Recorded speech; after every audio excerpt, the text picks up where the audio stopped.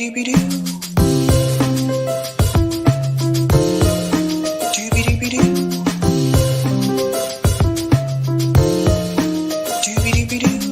your host, sabrinasalvati.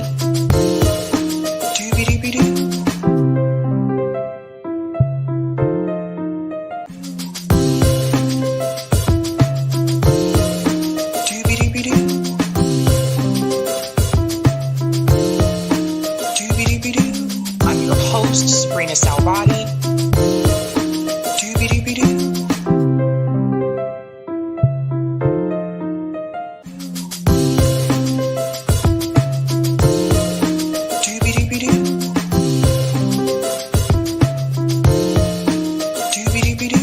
I'm your host, sabrinasalvati.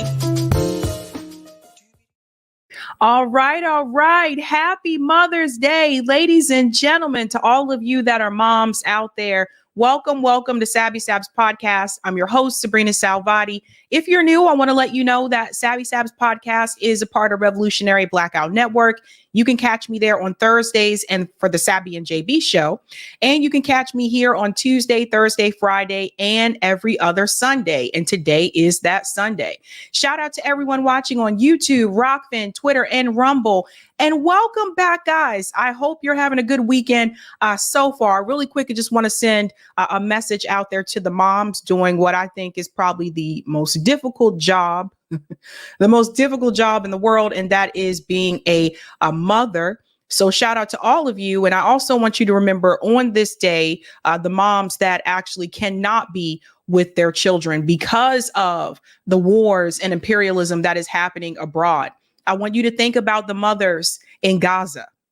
Think about the mothers in the Congo.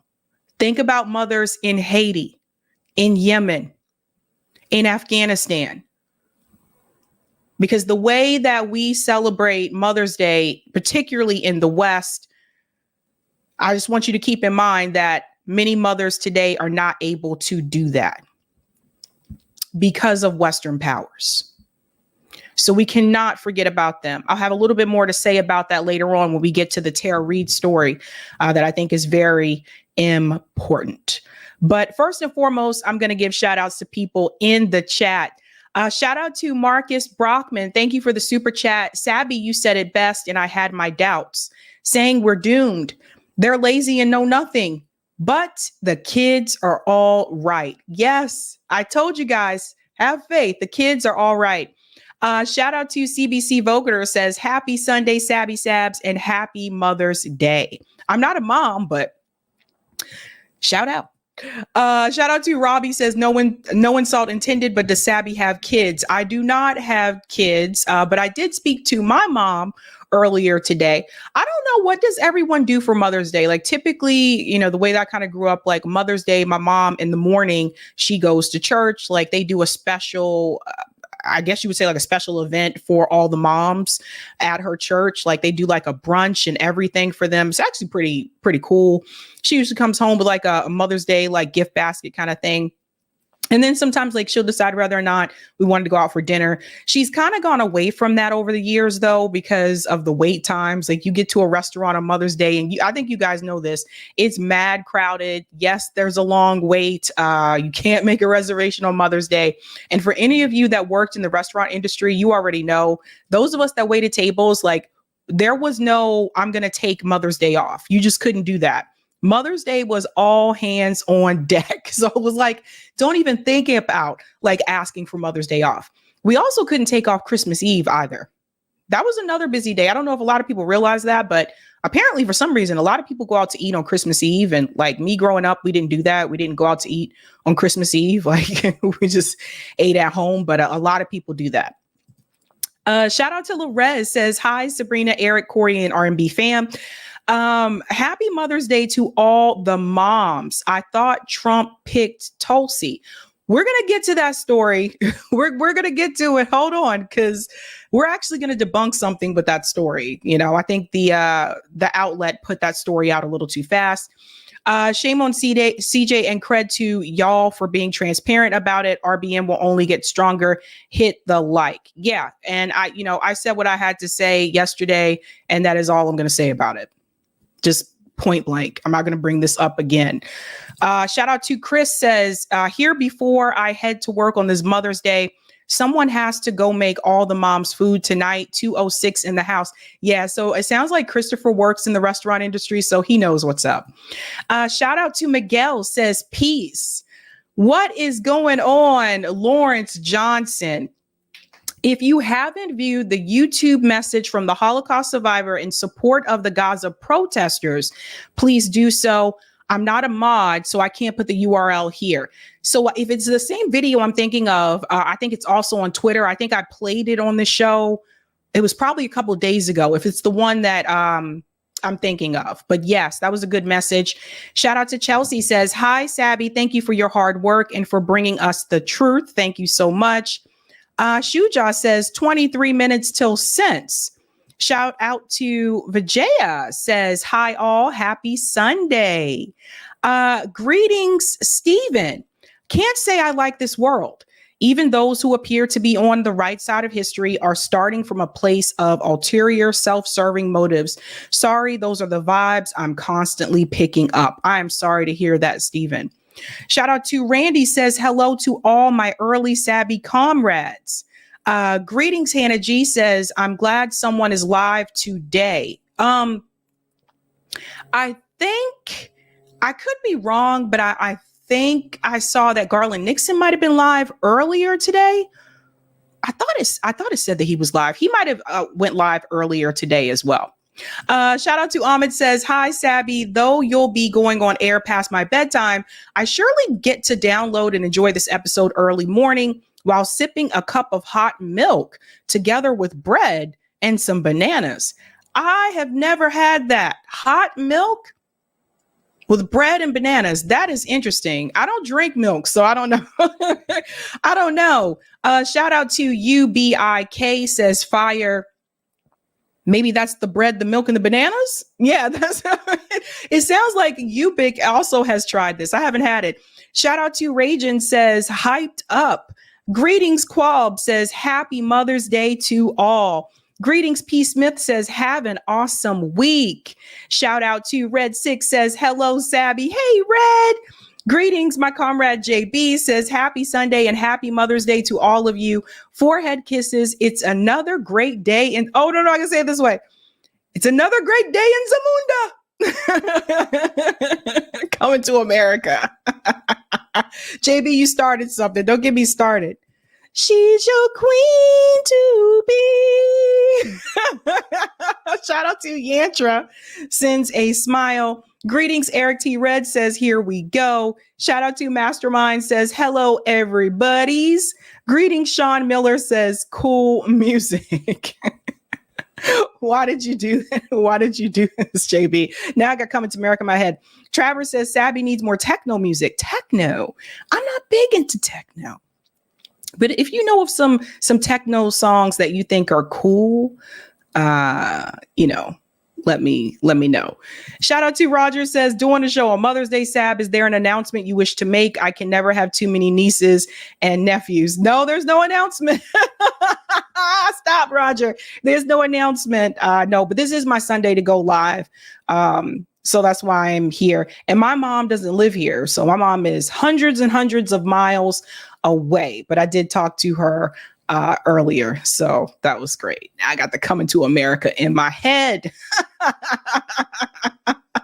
Shout out to Sparky says, yes, Garland Nixon was live earlier today. Okay, I thought so.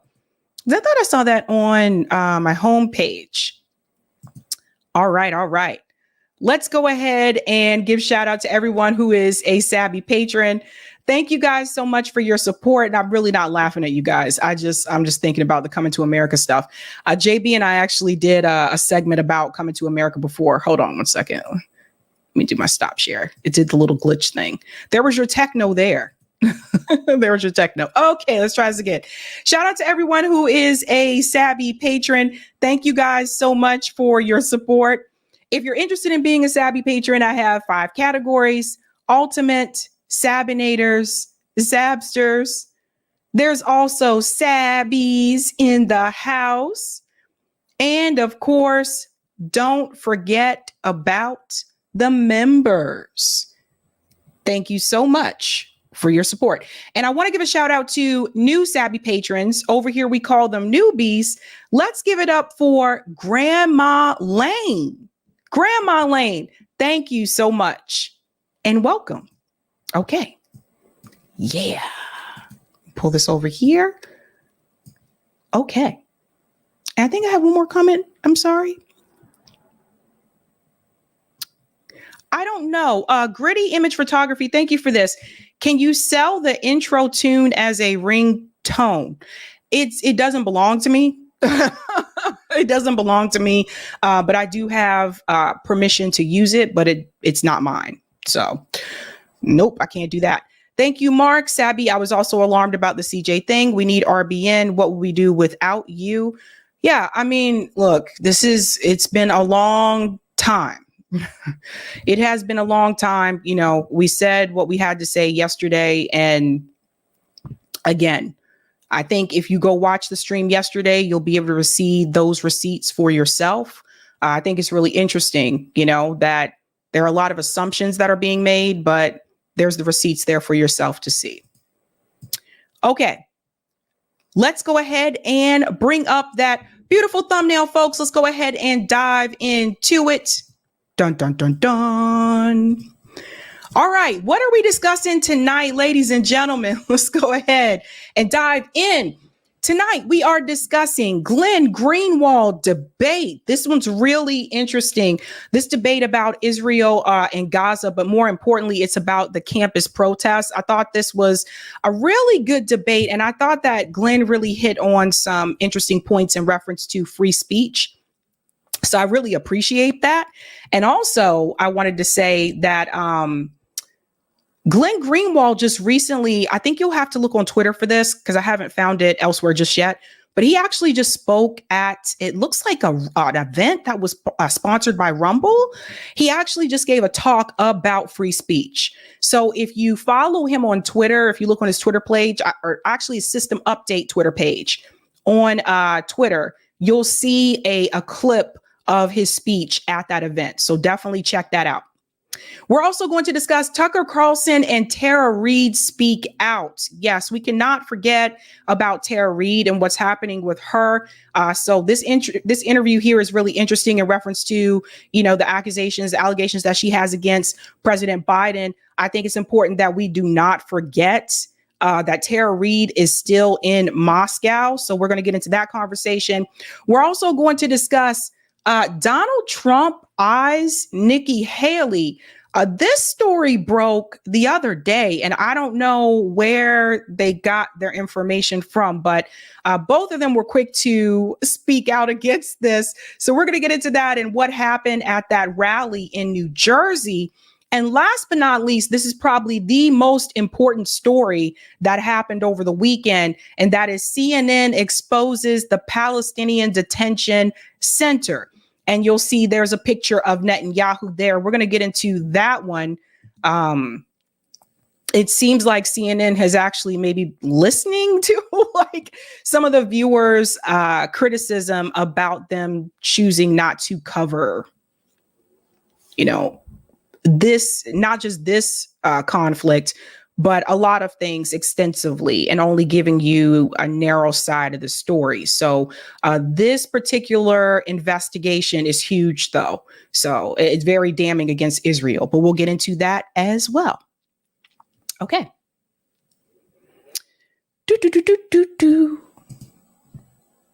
Nikki Haley. Let's get into Nikki Haley's story. All right, folks. So apparently, like, there was this story that was reported that Donald Trump was actually considering or eyeing Nikki Haley as his running mate. So it actually started with this account here. It said, "Scoop, Nikki Haley is under active consideration by Donald Trump's campaign to be his running mate. Two people familiar with the dynamic told Axios." I believe that's how you pronounce it, Axios. So before we get into the story, I just want to go ahead and say, wait a minute. When I first heard this headline, I said to myself, like, there's no way. There's no way that this can be true, because obviously Nikki Haley made it very clear she's not interested earlier on when she was still running her own campaign and when she decided to, resign from her campaign. And also Donald Trump said that he wasn't interested. He wasn't interested in Nikki Haley. So I saw this headline and I'm like, what? Where does this come from all of a sudden? And you'll see, actually, if you look at the bottom of this, that Community Notes actually did debunk this. But so did Donald Trump and Nikki Haley. So we're going to get into this because I do want to clear this up. It says that Trump denies report claiming Nikki Haley is under consideration for the VP role. Then he goes on to say, I wish her well. So let's get into this here. Again, I'm not sure where this information came from, but I honestly again, the headline to me was suspect. Former President Trump dismissed a report Saturday that claimed he and his campaign were considering former South Carolina Governor Nikki Haley, his former GOP presidential primary opponent, to serve as his running mate in the 2024 presidential election. So he goes on to say that Nikki Haley is not under consideration for the VP slot, but I wish her well. Apparently, he wrote this statement on Truth Social.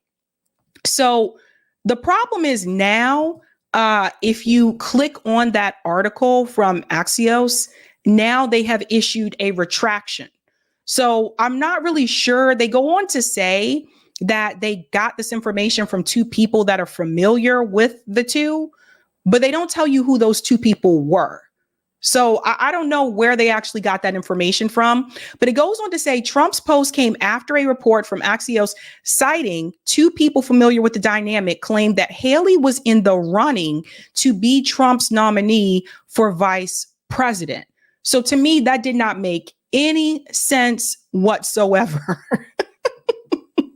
No sense whatsoever. Haley launched her presidential campaign in February of 2023, becoming the first major candidate to challenge Trump, who announced his candidacy 3 months earlier. And she was a final rival to Trump, battling the former president in a two-candidate showdown from the New Hampshire primary in late January to Super Tuesday in early March. And you'll see a picture of them here. So we want to go ahead and clear the air here. Apparently, Donald Trump is saying he is not considering Nikki Haley as a potential running mate. To me, it just wouldn't have made any sense anyway, because if we go back to the GOP primary, we'll have to remind ourselves that Nikki Haley, her support was coming from people that were not a part of the Republican Party. Remember when we went through the different states and we looked at all of those, a lot of the people that were voting for her were not Republican voters. She did receive a lot of support from independents, right? But it doesn't make any sense that he would consider someone that is not a part of the Republican base. To me, that just not make any sense. That could be a surefire way for him to lose, but I guess if he's trying to win, he would not do that. And so it's also interesting too, because Nikki Haley also is debunking this claim. Let's go ahead and bring in that clip here from MSNBC. Donald Trump likes to appear confident. Here are his recent comments about winning over voters who supported Nikki Haley in the primary. All of those people are going to come to me because first of all, what's their choice? Biden, he's the worst president in the history of our country. There's never been a president so bad. So he's incompetent. So they're all coming to me. We see it already. They're all coming to me. Okay, fact check, though. Haley might be coming back to haunt Trump. NBC News has confirmed a Wall Street Journal report that she's been meeting with donors and has no current plans to endorse Donald Trump. And we've seen what has happened in key primary states where Haley was on the ballot even after she dropped out. Just this week, Nikki Haley won more than 20% of the vote in Indiana. So it's clear that Trump will need these Haley voters to win in November. So joining me now is Basil Smikle, Democratic strategist and former executive director of the New York State Democratic Party, and former Republican Congressman Carlos. Well, you're still a Republican? Are you, Carlos? Oh, a former Florida congressman, though, from Florida, Carlos Curbelo. Carlos and Basil, thank you so much for being here. Carlos, I'm going to start with you. Trump needs his voters, right? He's the presumptive GOP nominee. It'll probably be a fait accompli, right? So what happens with somebody like Nikki Haley? Does she just then stand silent, like once he becomes the actual GOP nominee? Well, Nikki Haley has no plans and the reporting is there, but I also have confirmation from people who are involved in her finance team that she has no plans to get behind Trump, at least not anytime soon. And then, Katie, you mentioned these voters, 20%. That's wild. The primary is over. Yeah. Haley is no longer a candidate, and people are going through the trouble of showing up to vote against Donald Trump. That is a problem for him. Okay, but there's quickly. There's a difference between saying I'm not going to endorse Donald Trump and I'm not going to vote for Donald Trump, right? I mean, what are you hearing about that, though? Well, I mean, sure, there's some nuance there, but if she doesn't endorse him, I mean, that's what counts, right? Whoever she decides to vote for, I mean, we may or may not even find out. But if she was a candidate for president and isn't supporting the nominee and is still getting 20% of the vote, that's meaningful. That makes a difference. That could cost him the election. We know how close these elections have been, right? Yeah. And I disagree with that. And I'm just going to tell you guys why. And you'll see this when we get to the rally that just happened. By the way, this rally is trending because it's insane and it's a blue state. So I disagree with that. Yes, Nikki Haley was able to capture like 20% in Indiana. So this was just recently. However, that being said, I keep telling you the swing states are the states that are going to determine who wins this presidential election. So they don't consider Indiana a swing state anymore. So just the reality is like, okay, that happened, but that isn't going to necessarily tank Trump's chances. And in fact, if I were these commentators, I would actually be paying attention to some of these blue states where Donald Trump is going to, and he's actually receiving a significant turnout at these rallies. They should be really concerned about that. That's what I would be focusing on. But I think this is being done because I feel like mainstream media is still trying to make Nikki Haley a thing. Because why else would they come out with this article, the Axios article? Why else would they report that Donald Trump is eyeing Nikki Haley? And both parties are saying that is not the case. She's saying here she has absolutely no plans to get behind Donald Trump. She's not going to endorse him. But if Nikki Haley is like a lot of voters that we have in this country, she's probably still going to go ahead and vote for the eventual nominee, which I think we all know Donald Trump is nominee for the Republican Party. If she's one of those voters that backs her party regardless, she doesn't have to actually physically endorse him. But when she goes to the polls, she may still vote for Donald Trump. It may just be that thing. Maybe she just doesn't want to publicly come out and endorse him. And I can understand that. But the reality is Nikki Haley is in a state, red state, South Carolina, that is going to go to Donald Trump. It's just the reality of the situation. Basil, to that point from Carlos, right? The Biden and the Trump campaigns are clearly trying to woo these Haley voters. That number when we heard Indiana was jaw-dropping to me, frankly. So who do you think's doing a better job of it so far, though? I mean, is that 20% that we just heard about? Is that really just such a far-off dream for somebody like Joe Biden? Well, you know, I think Carlos is right in that 20% is important because these are voters that were intentional about making a point to say that they did not want to support Donald Trump. And I do think that this is where the Biden money advantage becomes really important. It is not fait accompli that these voters will then go out and vote for Joe Biden. He has to go get those votes. He has to convince them to come out.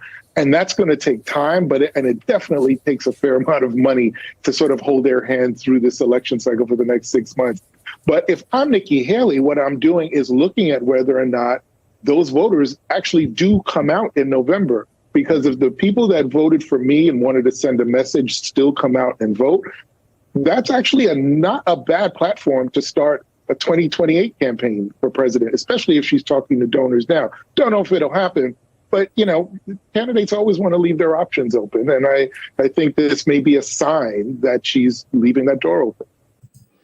Okay, so leaving the door open. Let's talk about turnout. Because here's what they're not discussing. And I think people really need to see what happened over the weekend. And just to credit Axios for this, they did retract that article. They did come back. You click on the link for that article now, you will actually receive this, which says update, Trump nixes Haley for BVP. So they did retract that, just FYI. But yeah, I don't know where those two individuals they were talking about, I don't know where they got that information from. However, that being said, Donald Trump had a rally in New Jersey over the weekend, and the turnout should really concern everyone. This is a blue state.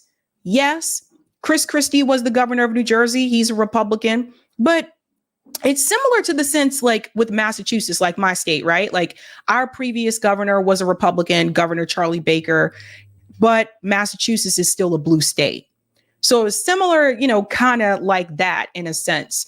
But the amount of people who came out to support Donald Trump at this rally in New Jersey should be alarming. Let's actually start off with the line of people from Simon Ataba. Simon Ataba was there on the ground. See it. Devoted Trump supporters line up outside Wildwood rally in New Jersey, probably sending the Democrats into panic mode ahead of 2024. Again, this is a blue state, ladies and gentlemen.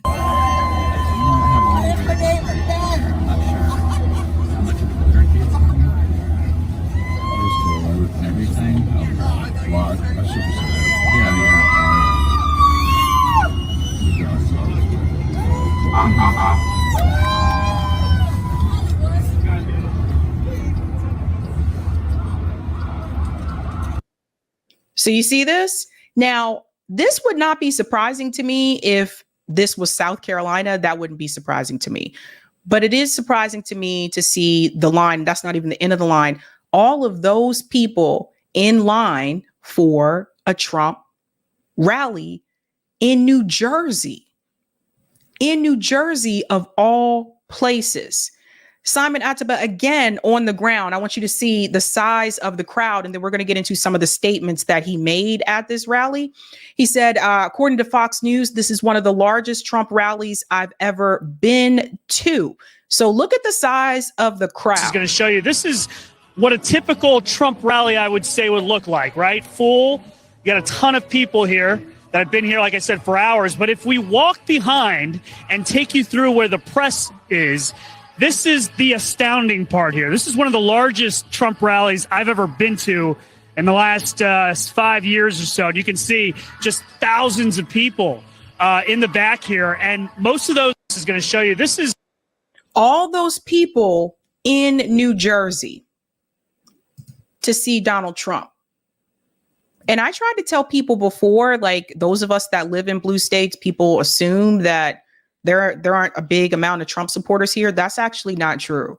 Even if you look at the 2020, we do 2020 and 2016 election, even here in Massachusetts, I think you'd be surprised how many people actually voted for Donald Trump in Massachusetts, particularly the towns that are the older mill towns. Yeah, he does get a significant amount of support. Now, one of the things that he said at this rally was about what happened 4 years ago. So he's running on the economy. He's also speaking out in reference to Israel and Gaza. Of course, he's pro-Israel, just like Joe Biden is pro-Israel. But let's start with the economy first. We are a nation that has quite simply lost its way. But we are not going to allow this horror to continue. Less than 4 years ago, we were a great nation, and we will soon be a great nation again.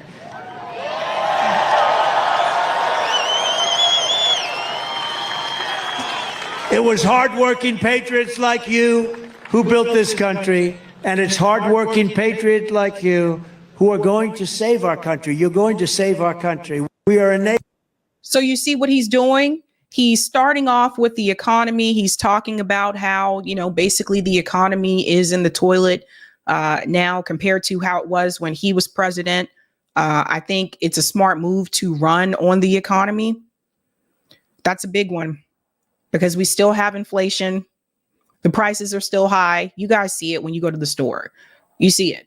So that's a big one to run on. So he's comparing Joe Biden's economy to his economy. And honestly, I'm going to tell you right now, a lot of people are feeling what he said. When it comes to Israel and Gaza, people need to be very concerned about what he says here. So let me bring this up as well. Again, both Biden and Trump are pro-Israel. Never forget that. I think some people believe that Donald Trump is, anti-war. I've said multiple times he is not anti-war. I don't know why people think this, but listen to the message that he has here in reference to Israel and Gaza. When I'm president, we will not allow our colleges to be taken over by violent radicals. And if you come here from another country and try to bring jihadism or anti-Americanism or anti-Semitism to our campuses, we will immediately deport you. You'll be out of that school. So you hear this? Let's hear it again. Hear it one more time. When I'm president, we will not allow our colleges to be taken over by violent radicals. And if you come...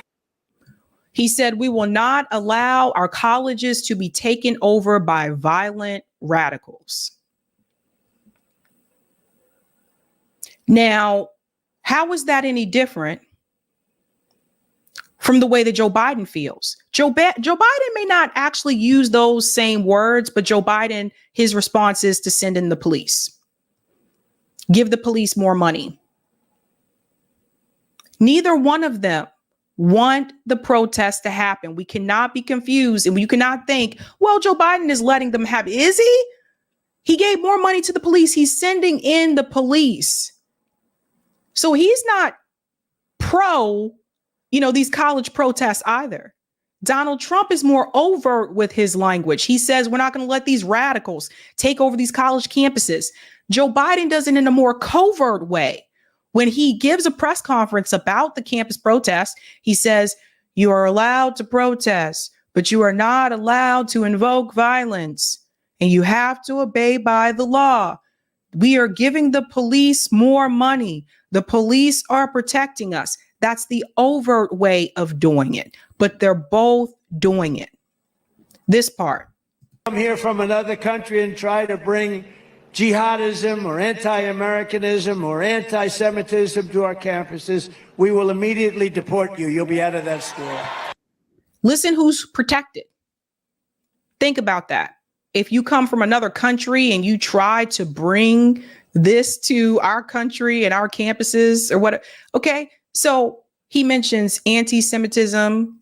He says, if you're going to promote jihadism, etc., right? But isn't that identity politics? According to conservatives, isn't that being woke? Isn't that identity politics? And this is what I've said to people before. It's only identity politics when you're referring to certain groups of people. This was something, again, when we look back between that feud of Ben Shapiro and Candace Owens and the whole Daily Wire beef that happened, that was something that was exposed about the Daily Wire, that they weren't really free speech. They were totally fine with all these things until it involved Israel. Then all of a sudden it's Candace Owens, you are not pro-Israel enough.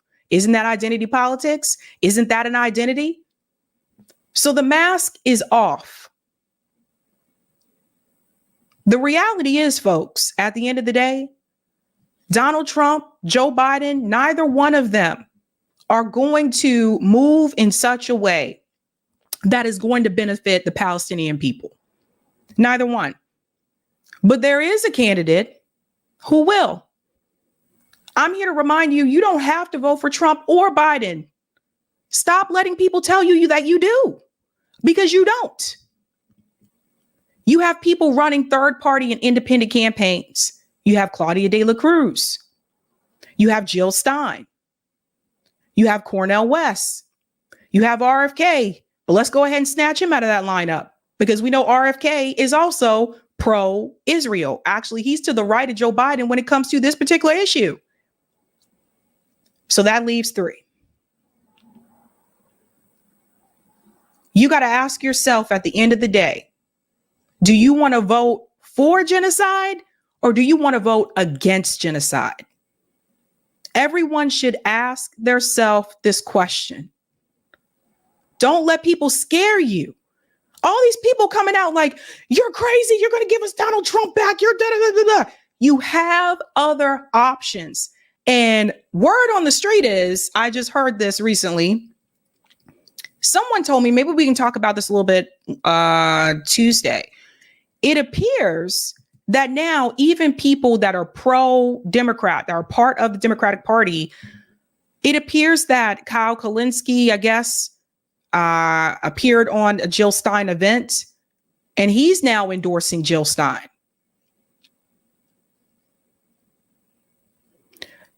So Jill Stein's campaign is now getting the attention of a more liberal / progressive audience, which means that could actually give Jill Stein more support. Didn't think I'd see that happen. Didn't think I'd see that happen at all. But for those of you that are frustrated and you feel like there's nothing else you can do, and you're really angry, and you said you're just going to sit at home, instead of sitting at home, go out to the poll and vote for the anti-genocide candidates. That's what you can do. Don't be fooled. Mainstream media isn't talking about it as much yet, but as we get closer to November, you will start to see Jill Stein's campaign is gaining more and more support. And now that there's that endorsement from Kyle Kulinski and Crystal Ball, and I disagree with them on a lot of things. I mainly disagree with them on operating inside the Democratic Party. I don't agree with that. I disagree with them in some areas of foreign policy. But now that you have a channel as large as that has over 1 million subs, giving support for Jill Stein, this could really turn things around for a third party movement. And this is what we need. We need a strong third party movement in this country. Whether we win or lose, at least we fight. But don't get it twisted. Don't assume that if you just stay at home, it just is what it is. Instead of staying at home, maybe come out and vote for the anti-genocide candidates. That's all I ask of you. That's it. That's all I ask of you this year. Is that okay? That is it. That's all I'm saying, folks. Let's go to the comments here. Thank you for the super chat, La Senora. Senora, excuse me. Sabby, Ann Coulter took Vivek's white card. Hilarious. I know, that was funny. Oh, man, he got a wake-up call. Thank you, Sparky. Love you, Sabby. Thank you. Love you, too. Thank you, Old Crow. Just showing some love to Sabby and the RBN fam. I see great things happening in the future. Please stay the course. Yes, we do have great things coming up. I'm excited. I am excited. And you will see more of me. You will see more of me. And this one as well. Old Crow, hot milk, bread, and bananas. My stomach churned. I know. I was thinking about that too. I was like, I can't do hot milk. I don't even drink milk. Shout out to Kit from Hardlands Media in the chat. Miguel says that's how much people hate Biden. Yeah, you wonder, all those people that stood in line for Donald Trump, did they vote for Trump in 2020 and 2016? I wonder. Thank you, Cool Blue. A part of why Trump will also win U.S. popular vote. Democratic aligned states like California, New York, Illinois, and New Jersey. Whoa, let me back up. So sorry, hold on. California, New York, Illinois, and New Jersey will see diminished 2020 to 2024 dim margins. Interesting. Includes most populous counties and metro cities. Hey, someone take a screenshot of this. Actually, can I take a picture of this? Wait, I can take my own screenshot of this. Hold on. I'm going to take a screenshot of this because I don't want to forget this. Okay. Thank you for that, Cool Blue. Shout out to Young Black Economist who's been a member for 2 months. What's up? Whoop, whoop, whoop. ACAB, Biden would have called the Boston Tea Party a violent protest. Yeah. And some other ones, actually. Thank you, Cool Blue. There exists colors in addition to red and blue. And thank you, Raphael. I will not vote for Homicide Joe. No way, no how. Shout out to Raphael for being a member for 5 months. I totally hear you. Kevin says, I voted for Trump. I may not agree with Stein's domestic policy, but ending genocide and ending aid to Israel is too important. I am voting for Jill Stein. Somebody give it up for Kevin in the chat. Give it up for Kevin in the chat, guys. Come on. Let's get the claps. Everybody see what's happening here? Everybody see what's happening. Way to go, Kevin. Michael says, Sabby, please, you too should be educating your countrymen and women not to vote for genocide, and loud about Jill Stein. Here you go. Thank you so much. All right. It's good to see people changing their mind, you know? This is what we want. All right. I'll get the comment on Rockfin, Eric. Thank you for the tip, Dave Burtz. Thanks to Sabby and Eric. We were at the protest near Harvard yesterday. Oh, cool, Dave. Let me know how that went. I'm curious about that. And thank you for the Rumble rant, Ole Tuba. Hey, Sabrina, just passing by to leave a small donation. I'll come back tomorrow to listen to the whole thing. Thanks for your good work. Thank you. And shout out to you. Thank you. All right. And I think I got to... Thank you. New York Varsity. I wasn't sold on Stein until you interviewed her. Oh, wow. That's awesome. That's good to know. Thanks, New York Varsity. Yeah, and it's not just me. A lot of other people have interviewed Jill as well. So check out some of the other interviews that she's had as well. I don't want you guys just to be, just watching mine. Just watching mine. Because there are other interviews where they may bring up things that I did not bring up. So check that out as well. Yeah, I know. Super Seamster said, wow, maybe the tide is turning. Maybe, right? I don't know, guys. I think this is really our chance to have like a strong third party movement. I think this is really our chance. Okay, let's go into the next story. Speaking of the protest, Glenn Greenwald actually debated Ilya Shapiro about the campus protests. Now, again, you guys know, I think most of you know, Glenn Greenwald is really serious about free speech. He is definitely pro free speech. He's spoken out about it multiple times. I told you he was just at an event recently speaking on this issue. So I think sometimes we have to ask ourselves, if we say we're pro free speech, are we saying that because it's in reference to an issue that we support? Or are we saying that just overall across the board?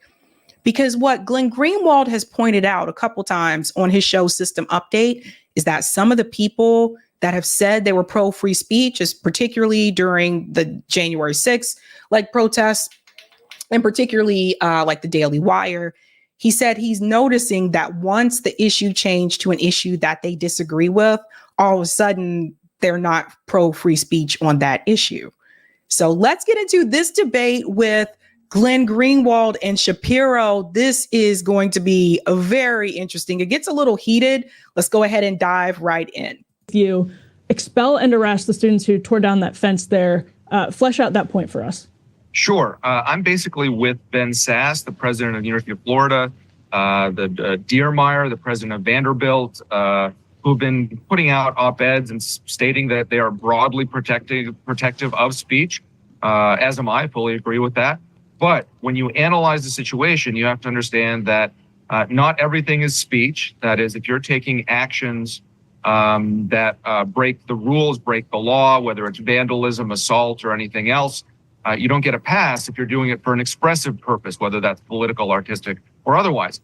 Then there's some speech that's simply not protected, death threats or incitement of violence. Pretty high bar, according to Supreme Court jurisprudence. And then there are time, place, and manner regulations. And this is central to this debate. So in the campus context, you can't block access to educational facilities. You can't disrupt classes or organized student meetings that have been duly reserved and things like that. You can't harass. Pause. So I'm sorry, but this has been done on college campuses throughout history. This hall that was, they said the hall was occupied. They renamed it Hens Hall. That hall has been occupied before during the apartheid protests against South Africa. We have to remember the Vietnam War protests were largely on college campuses in this country. This is not the first time this has happened. I think it's important to know the historical context. It's not like these students just woke up one day and said, ha, I have an idea. Let's occupy this hall and let's just pick this random hall. No, that hall has history when it comes to protest movements in this country. And intimidate. There are rules about these sorts of things. In the off-campus context, the equivalent is, even though we care about political speech, I can't go to your neighborhood in the middle of the night and with a bullhorn tell you exactly what I think about Donald Trump and Joe Biden. That's disturbing the peace. So here, there are clear rules. You get to speak and protest as long as you're not disrupting the event, disrupting classes, otherwise preventing the university from achieving its educational mission. And so these are clear lawbreakers, rule breakers, and actions have consequences. Protests are about disruption. I mean, he wants you to go protest in a quiet corner somewhere where no one else is going to be around and no one else is going to see it. Protests are about disruption. The civil rights movement where they marched through the streets, that was about disrupting the streets, the flow of traffic. The sit-ins that happened in diners in the South, that was about disrupting the flow of money and capital at those establishments. That is the whole point of having a protest. He really does want you to go protest in a tent somewhere, like out in the middle of nowhere where no one's going to see it and no one's going to hear it. Glenn, I don't think anybody believes that there should be no laws. But what's your response to the claim that these particular protesters ought to be expelled or arrested, or in general that the protesters need to be thoroughly cracked down on because they broke some laws? I think the only way to determine the authenticity of somebody's beliefs about free speech, defense of free speech, their interpretation of free speech, the only way is whether they apply standards consistently to the views that they most hate and the views that they most like. Now, Ilya is a fanatical supporter of Israel, and the protesters the crackdown on whom he's defending are expressing a view and defending a cause that he vehemently dislikes. What I think is so important to point out is there's a historical context here. It's not as though the crackdown on student groups began only with these encampments. Immediately after October 7th, we began seeing all sorts of attempts to stifle political speech, the most extreme of which was when Ron DeSantis ordered pro-Palestinian groups to be shut down on all University of Florida campuses, a move that the only real nonpartisan free speech organization in the country, fire.org, said was not only a grave assault on the First Amendment free speech rights of pro-Palestinian students, but was such an obvious and glaring violation of the First Amendment that they wrote a letter to university administrators urging them to ignore the order by Governor DeSantis. There have been a lot of those kinds of attacks well before these encampments arose. And of course, before October 7th, one of the most common forms of censorship on political campuses and elsewhere were attempts to silence Jewish students. There have been pro-Palestinian students, rather. There have been professors who have been fired for criticizing Israel. There have been student groups whose application to exist have been denied because they're pro-Palestinian. Fire.org has been defending these people for a long time. So a lot of conservatives wave the free speech banner when it comes to targeting conservative speech. And I do too. I defend that speech.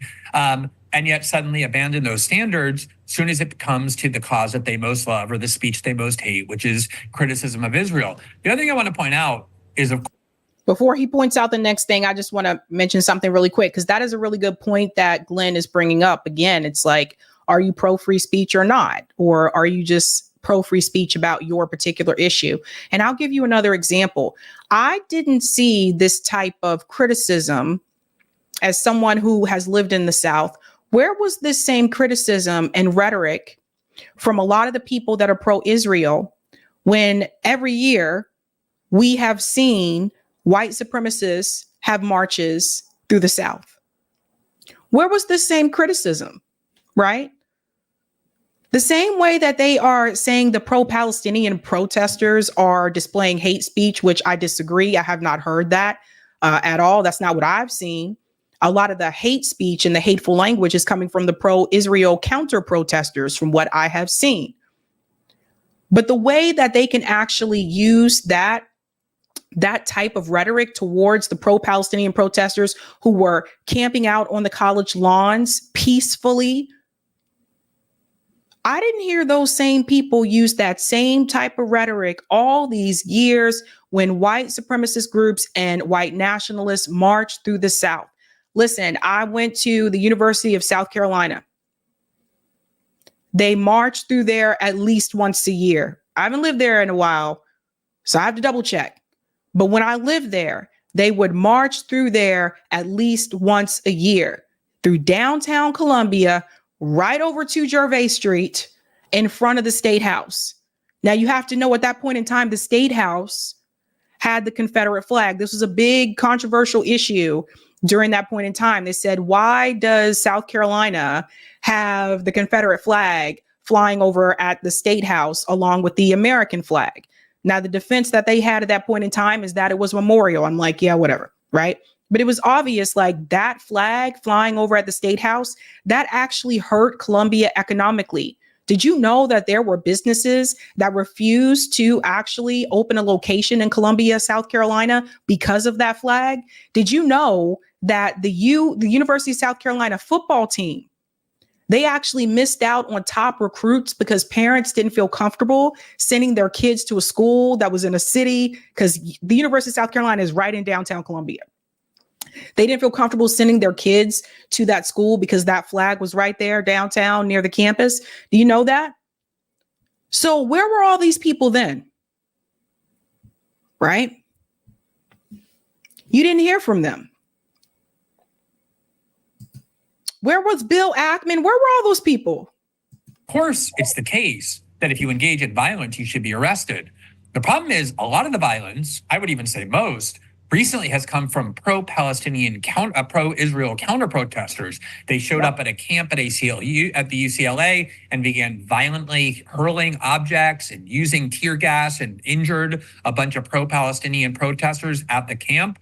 There's a study that was just released by a group that follows public crises and safety crises that said that 99% of the protests that have been taking place on campus have been peaceful, and the 1% that was things like the UCLA one. And, you know, there are a lot of protests that use civil disobedience. One of the protest movements that conservatives most revere and most champion and heralded and defended was the truckers' protest in Canada, which was designed to protest the Trudeau government's mandates for COVID vaccines as a way to keep your job. And yet they used civil disobedience. They blocked streets. They prevented cars from passing all the time in Toronto.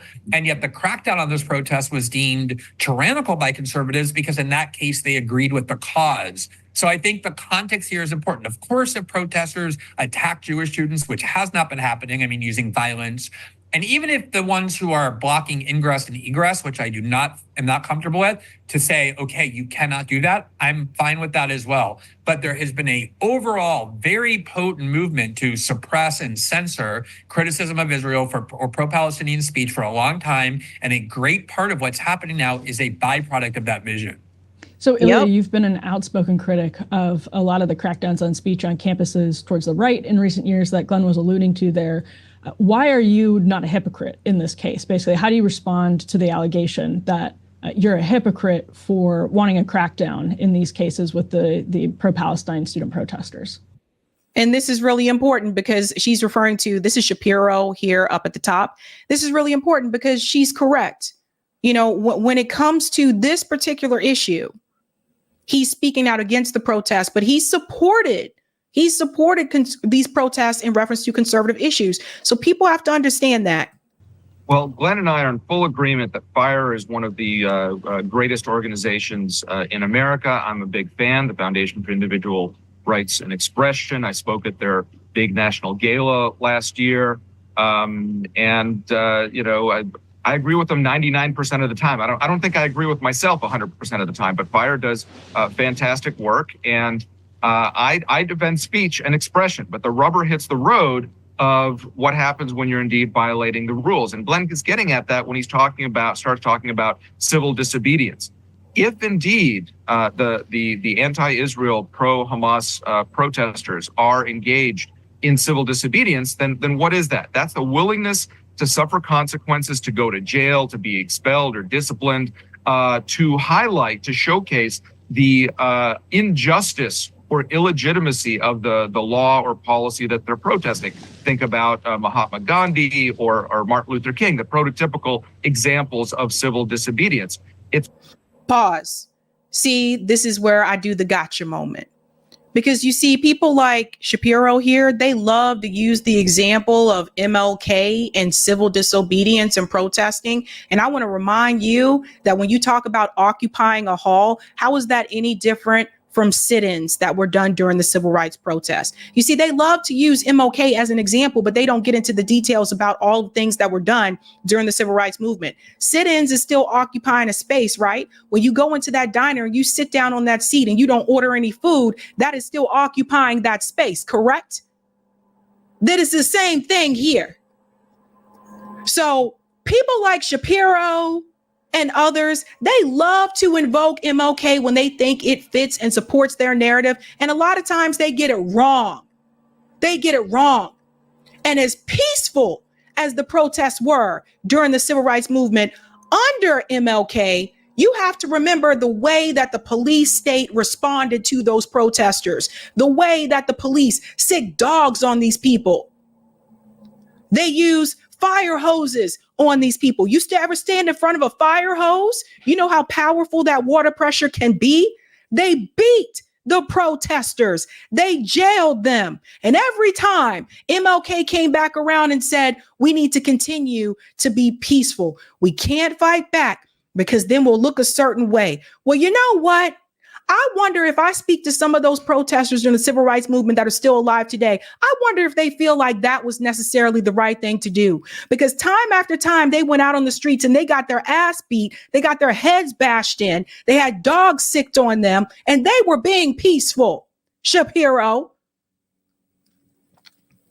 So what Shapiro is telling you is that he still wants the police state to be able to attack you anyway, whether you are peaceful or not.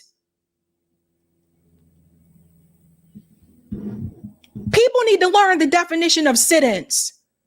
People need to learn what it means to occupy something and stop using MLK's name to help fit your narrative when you can't even get it right.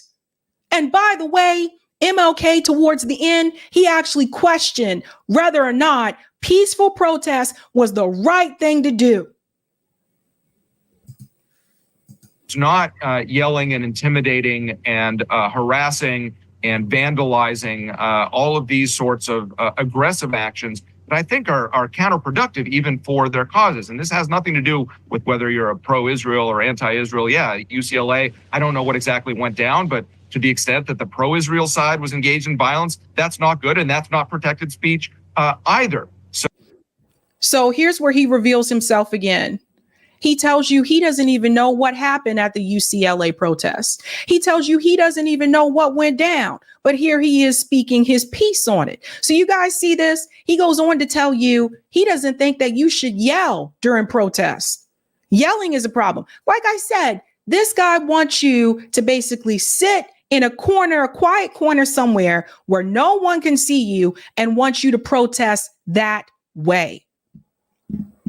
I don't think he was prepared for this debate. So, I try to be principled as much as the next guy, and we can debate the DeSantis order about Students for Justice in Palestine, which is a separate issue about organizational structure and material support for terrorism, which the Supreme Court has held is not protected by the First Amendment. But in terms of individual speech versus violating the rules, I try to be very consistent. And, those on the left who on October 6th would have wanted to discipline those who use the wrong pronouns or otherwise engage in microaggressions.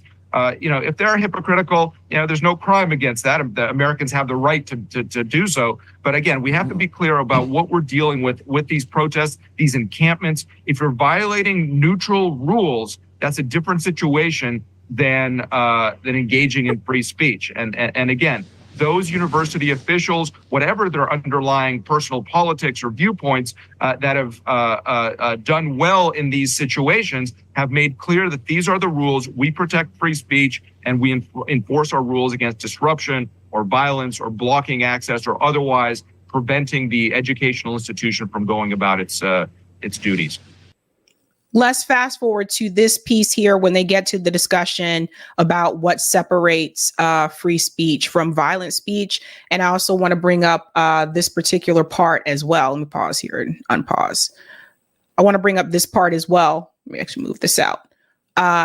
He is telling you that if those attacks actually did happen, in reference to the pro-Israel protesters, he's saying, well, then that's not right either. But the point is, he wasn't focusing on that. He didn't want to focus on it, and that's intentional. His goal is to make it seem like the violent people are the pro-Palestinian protesters. So when he says he doesn't know what actually went down at UCLA, that is intentional. He didn't want to know what went down at UCLA. Now let's go into this part here when we talk about free speech versus violent speech. And actually, because there's something interesting, and Glenn, you mentioned this earlier, and I don't want to gloss over it, that when there are violations, it's reasonable in certain cases, and that's where I want to kind of drill down into specifics, for the university to respond by enforcing its rules. So while we're talking about our alma maters, my alma mater, George Washington University, there was a leader, I actually don't know if they were a student or not, chanting guillotine. There were some students in the audience chanting guillotine in reference to different university officials that were being put on a sort of mock trial in the middle of the encampment there. Obviously at Columbia, we saw some obvious vandalism, breaking into the building, et cetera. So Glenn, what is your where's the line for you as to what's protected speech, what's protected civil disobedience, or not protected civil disobedience, but what's sort of tolerable civil disobedience? How do you kind of categorize different things we've seen at these encampments? Yeah, I think it absolutely depends on the impact. Obviously, if you have people using violence, and there have been so many hate crimes hoaxes about trying to create this narrative that American Jews are this new endangered and victimized group. They can't even walk outside without being violently attacked. The one example that spread all over the media and that was promoted by Barry Weiss's Free Press ended up being a complete hoax. This Jewish student who has been a longtime pro-Israel activist who claimed that she was stabbed in the eye with a... Remember that story? Remember the student that said that she was stabbed in the eye? So again, that was Barry Weiss outlet that reported that story. Barry Weiss, also a Zionist. I told you how she's been in reference to this particular issue, right? But I remember when I called out Barry Weiss and Coleman Hughes, and Coleman Hughes also writes for that outlet as well. When I called him out, all of a sudden it was just like, oh no, some people were like, no, Sabby, like, why are you bringing up Barry Weiss, and why are you bringing up Coleman Hughes? Because I saw what they were doing. I don't give a damn who Barry Weiss worked for. I don't care how long she was at the New York Times. To me, that actually is not a plus for you, Barry. That actually pushes people to distrust you even more because you were working at the New York Times. Look at all the propaganda that they have released, particularly since October 7th. Palestinian flag. And then when you watch the video, she was standing near the protesters. They were just marching by her, waving flags. One of the flags just brushed up against her. She went on TV. There was nothing wrong with her eye. She said the only symptom she had was a little bit of a headache. And yet Mike Johnson goes to the Holocaust Museum yesterday and claims that Jewish students, plural, are now having attacks on them violently by being stabbed in the eye with Palestinian flags. It's like a Jussie Smollett level hate crimes hoax, but writ large to justify these aggressive crackdowns. We just had, 2 weeks ago, the House of Representatives that passed a law that wildly expanded the definition of anti-Semitism for anti-discrimination law, and it includes a wide range of views that obviously are constitutionally protected, such as saying that you think Israeli crimes and war are similar to what the Nazis did, to suggest that certain people, evangelicals or American Jews, who are inculcated from birth with worshiping Israel and being devoted to it, have a greater allegiance to Israel if it's in conflict with the United States, to even criticizing Israel in a way that is supposedly a double standard, meaning you criticize Israel more harshly than you do. These are now rendered illegal under anti-discrimination law. It's such a full frontal assault on basic free speech rights, in addition to all the other examples that I cited. And I think the most important thing here when we're talking about standards is, I think Human beings need to be humble. We are not consistency machines. Of course, we're going to be more inclined to support crackdowns on and censorship of the views that we most hate. And again, Ilya, who is a free speech champion in a lot of contexts, is somebody who is a fanatical devotee to Israel. He really believes that Israel has to be protected and defended. And I think he should be more humble about asking himself whether or not he's applying standards inconsistently, because the people whose silencing he's supporting happen to be people whose views he most hates. I don't think there's another cause that offends him more than this one, namely criticizing Israel or calling for the end of Zionism. And just to point out one example that I pause there just for a second, and I want to add something because I don't want to lose my train of thought really quick, because Glenn does say a lot in this particular moment. But one of the things in reference to that piece of legislation that Glenn Greenwald was referring to, yeah, it's very vague. And it's dangerous to have vague legislation, particularly when you're trying to identify something, as a hate crime or hate speech or something like that. But that is intentional. That is on purpose. They're doing that because basically they don't want anyone to criticize Israel, period. That's why they made it as vague as they did. That is going to be very dangerous. There was one piece of that legislation that I pointed out to you that I was very concerned about as well, because I said, I wonder how Christians are going to feel about this, about how you cannot refer to, I guess, Christ is king, like this kind of thing, in reference to a biblical context, what you can and cannot say. That is very alarming, considering any of you that grew up in the church and you learned under the New Testament. Does that mean that the New Testament is no longer going to be allowed in the United States of America? So those of you, if you're watching and you're a Christian, you need to ask this question. This is why it's dangerous to have legislation that is that vague, but it is intentional. I referenced earlier a study, not social media anecdotes, but a study that said 99% of campus encampments and protests have been entirely nonviolent.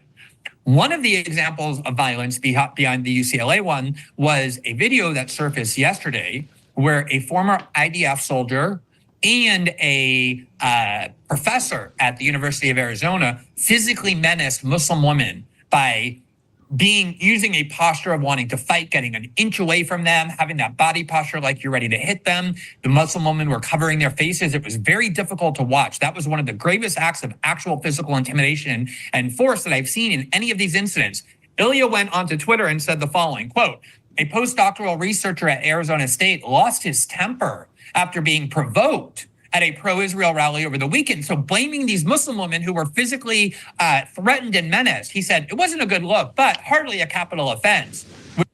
Yeah, Shapiro wasn't ready for this debate. He is referring to, for those who are not aware, he's referring to the video that I played the other day of the ASU, postdoc researcher who actually was intimidating, came up to the Muslim student and was threatening towards them. So a faculty member, he was actually just removed from ASU. I think I covered that yesterday. Not yesterday. It's today. Sunday. Friday. I believe I covered that Friday. He was actually just removed from ASU.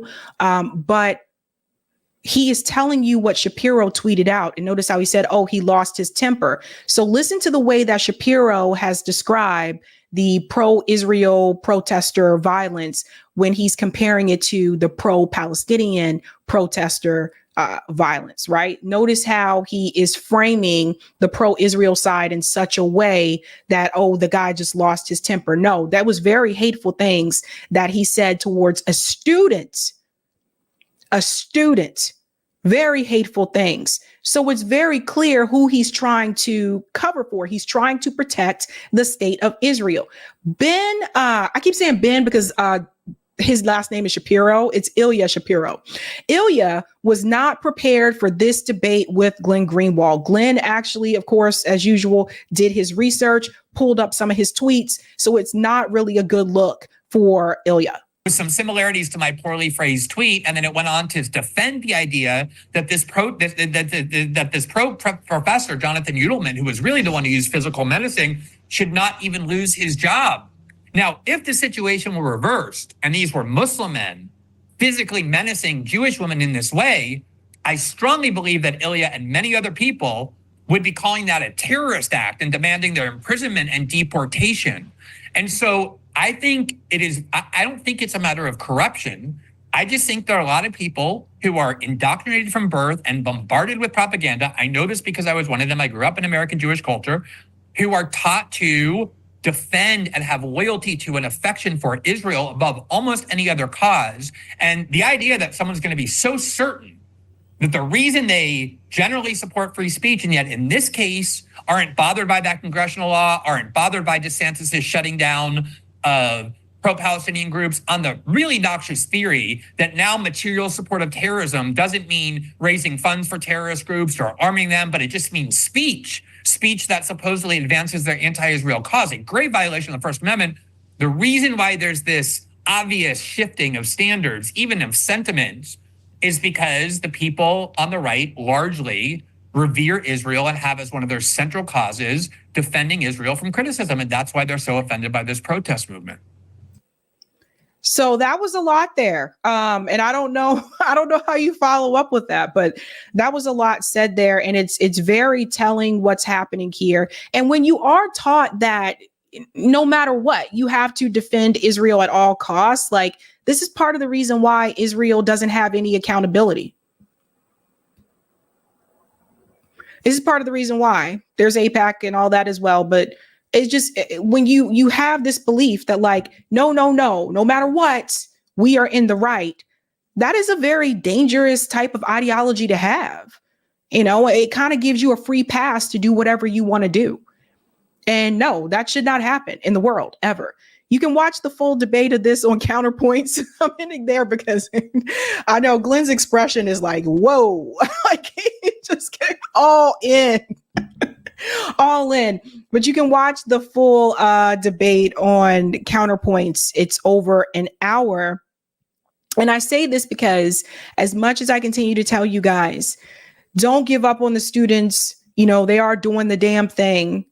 I saw something that really made me smile over the weekend in reference to protests. Is this one okay for you, Ilya? Is this one okay? In case you missed this today, Virginia Commonwealth University graduates staged a walkout during the commencement address by Governor Youngkin in support of Palestine. Let's give it up for the kids. Deans of the colleges, faculty, staff, family and friends, Grand Nation, graduates. What a distinct privilege it is to join you this morning to honor and congratulate the class of 2024. Deans of the colleges, faculty, staff, family and friends, Grand Nation, graduates. What a distinct privilege it is to join you this morning to honor and congratulate. At first, when I started to watch this video, it looks like it's going to be about like maybe 10 students walking out. But as you can see, they get up row by row to walk out and do the damn thing. The class of 2024. So, yeah, that was in protest of Governor Youngkin. You're wondering why would they do that to him? He is one of the politicians that actually called police on the student protesters. So yeah, don't worry about the youth guys. They got it. They got this. They know what they're doing. But I'm pretty sure that Ilya, who just had that debate with Glenn Shapiro, would probably have issues with the way that they chose to protest. They want you to sit in a dark corner where no one else is around and no one can hear what you're saying. Dana says, I'm so proud of these young women and men. That's right, Dana, doing the damn thing. I'm proud of them too. I love you guys. You're out there like, yeah, man. All right. If you haven't had a chance to do so, go ahead and smash that like button. If you're new, don't forget to like, sub, and share. Thank you guys so much. And again, if you just joined, happy Mother's Day to all the moms in the house. Let's go to some of the comments as well. All right. Thank you for the super chat, Raphael. I will vote for Jill too. I love Ed. The fact that she was the only big time leader with the students. Oh, I love that she was the fact that, Well, Cornel West has been with the students too, but again, like I told you guys, I think at the end of the day, it's going to come down to ballot access. So, Cloudness says, I convinced my family to vote for Jill Stein. Give it up for Cloudness in the chat. Give it up for Cloudness. We're on a roll. Shout out to Super Seamster. Thanks. Saw RBN for life and forever. Bakersfield, California. Thank you. Thank you, Penny. MAGA blame Antifa for J6, then call for MAGA J6 pardons. Thank you, Super Seamster. Thanks, Sabs, RBN for life and ever. Bakerfield, California. Oh, I think you sent this twice. I'm not sure if you meant to send that twice. Thank you, Matilde. We are all Palestinians, and Zionism is the greatest threat to humanity.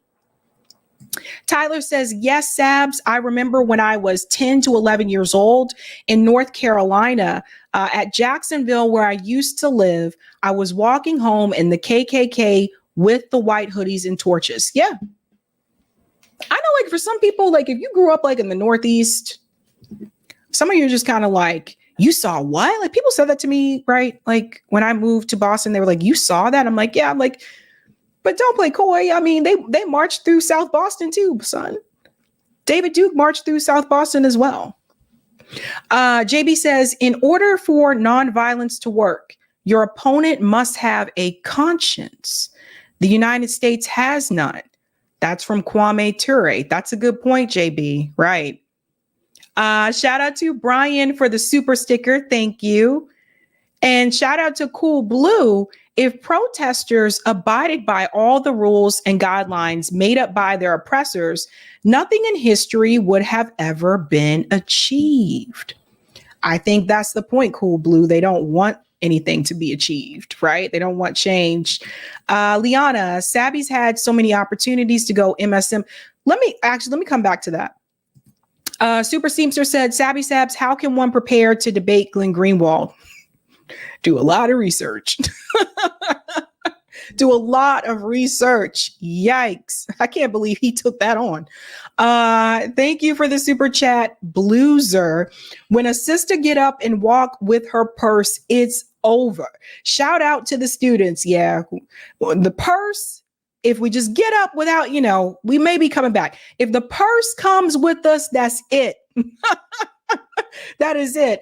Casey says, Sabby, when DeSantis was running for president in Florida, we had actual neo-Nazis carrying his DeSantis flags and swastikas marching through town. DeSantis was silent. Yeah, because it, it's different when you're criticizing Israel, right? Very interesting. What was I going to address? Oh, Liana, Sabby's had many opportunities to go MSM. Yeah, so I do want to address this really quick. This is probably in reference to the conversation that we had yesterday on RBN. It's really interesting. I will say a lot of people think that they know me so well, or they know what I have, what I don't have. And that's really funny to me, because if I wanted to sell out, I had many opportunities to do so. I didn't always come to you and tell you about it, but I had opportunities to do so, opportunities that offered me a lot more money, that basically to the point where, hey, if I would have taken this opportunity, I could easily just go ahead and like pay off the rest of my student loans, like those types of opportunities. So I've had those chances to do so. There are others of us, I'm not going to say the names because I'll let them speak for themselves. But there are others as well that have also been offered opportunities, and they chose not to do so because what we're building over there, over at RBN, was more important to us. So it's interesting to me how many people just think that they know what I have, who I am, all this kind of stuff. And in reference to, and I'll add to that as well, in reference to the whole PMC thing, if you were to look at it as though we're talking about education, so some people may say I'm a PMC because I have a master's degree, but just because someone has a master's degree doesn't mean they have money. I know a lot of people with master's degrees that are broke. Social workers have master's degrees, but they don't make much money. Those of us that work in education, we don't make much money. In higher education, if you want to make more money, like if you're a dean, you're a president of the university, yeah, you're going to make a lot of money. But for those of us that were academic advisors, we didn't make much money. So don't let someone's degree give you the assumption that they're wealthy. A lot of people make that mistake. Thank you for that, Liana. And thank you for the super chat, John. How can we support each other and organize over the summer?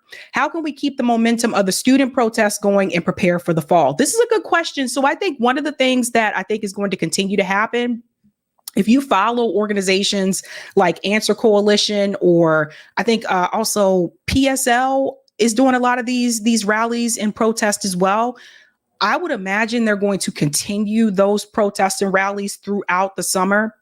And I do want to remind everyone as well, when it came to the George Floyd protest, just remember those started in the summer, at least particularly here. Yeah, that was the summer. That was around the summer when those protests started.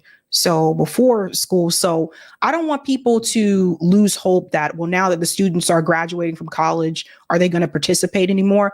I would say that frees up even more of their time, and they'll probably just get involved in more of the larger protests that we have going on. So yeah, definitely, John, follow Answer Coalition. They have their own website, and then you'll see all of these events in reference to particularly pro-Palestinian protests. They have that all on their website.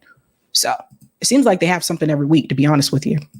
JB says, yep, I could go Democrat, liberal, or go conservative / Republican and make way more money. Tell him, JB. Me Want Taco says, what's a PMC? PMC stands for a professional managerial class, which is also interesting because I've never been a supervisor or a manager. I never managed anyone. It's really interesting. Okay. Did we get all the comments there?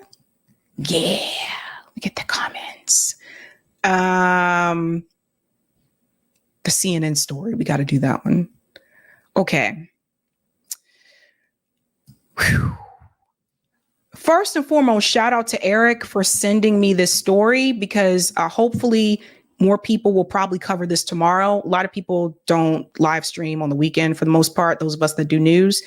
But apparently, like, CNN actually had an investigation about the Palestinian detention center. And apparently there were Israeli whistleblowers that revealed information to them. Guys, this is a huge freaking story. And I'm just waiting for tomorrow, because I do feel like a lot more people are going to cover this tomorrow once we get out of the weekend. But I'm just waiting for tomorrow for more people to blow this up, because this story is freaking huge. We're going to start with the video, and then we're going to go into the article. The article gives a little bit more details. There's only so much I can show with the video, but we'll take you there. But it starts off here and it says, Israeli whistleblowers detail abuse of Palestinians in a shadowy detention center. So again, these are Israeli whistleblowers. This is not good for the Israeli government. Let's dive in. It's a place the Israeli military doesn't want us to see. How many Palestinians are in there right now? Who are you? Give me please now. Hang on, what is it that you want? Can I have my card?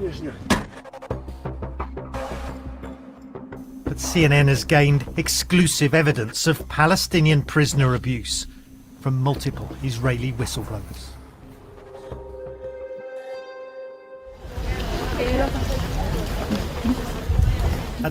I will go ahead and tell you guys, you will not see their faces like the Israeli whistleblowers in this segment.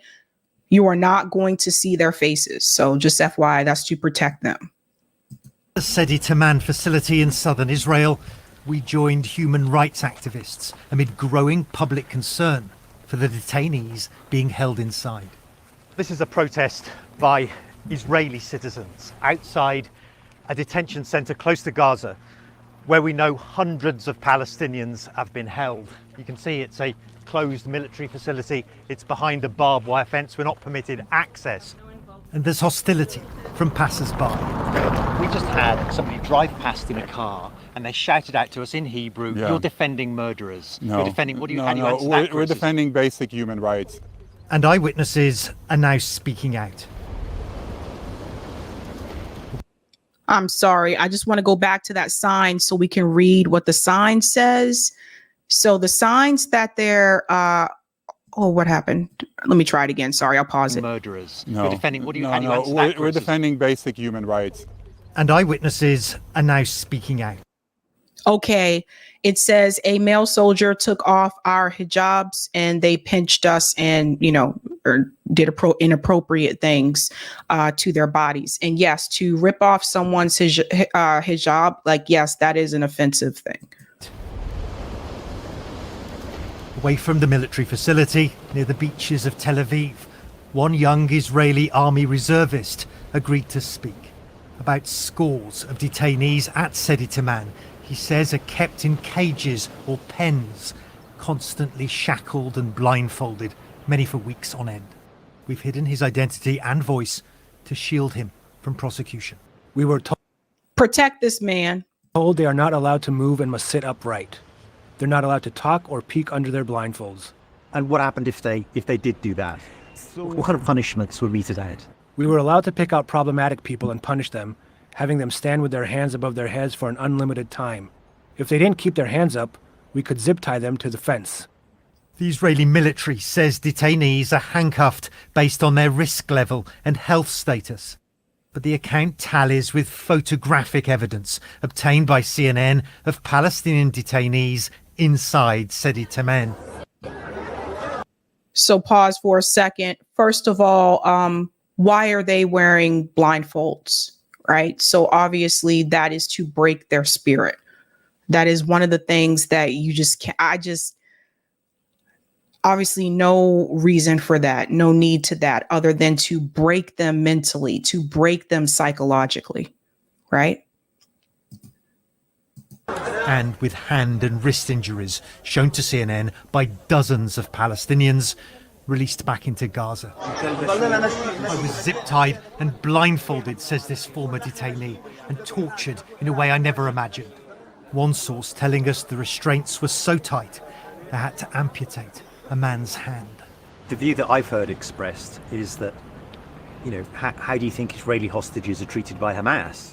This sentiment was voiced in the facility, but I think that if Hamas is so abominable, which I agree with, then why use Hamas as a bar? It's a descent into dehumanization.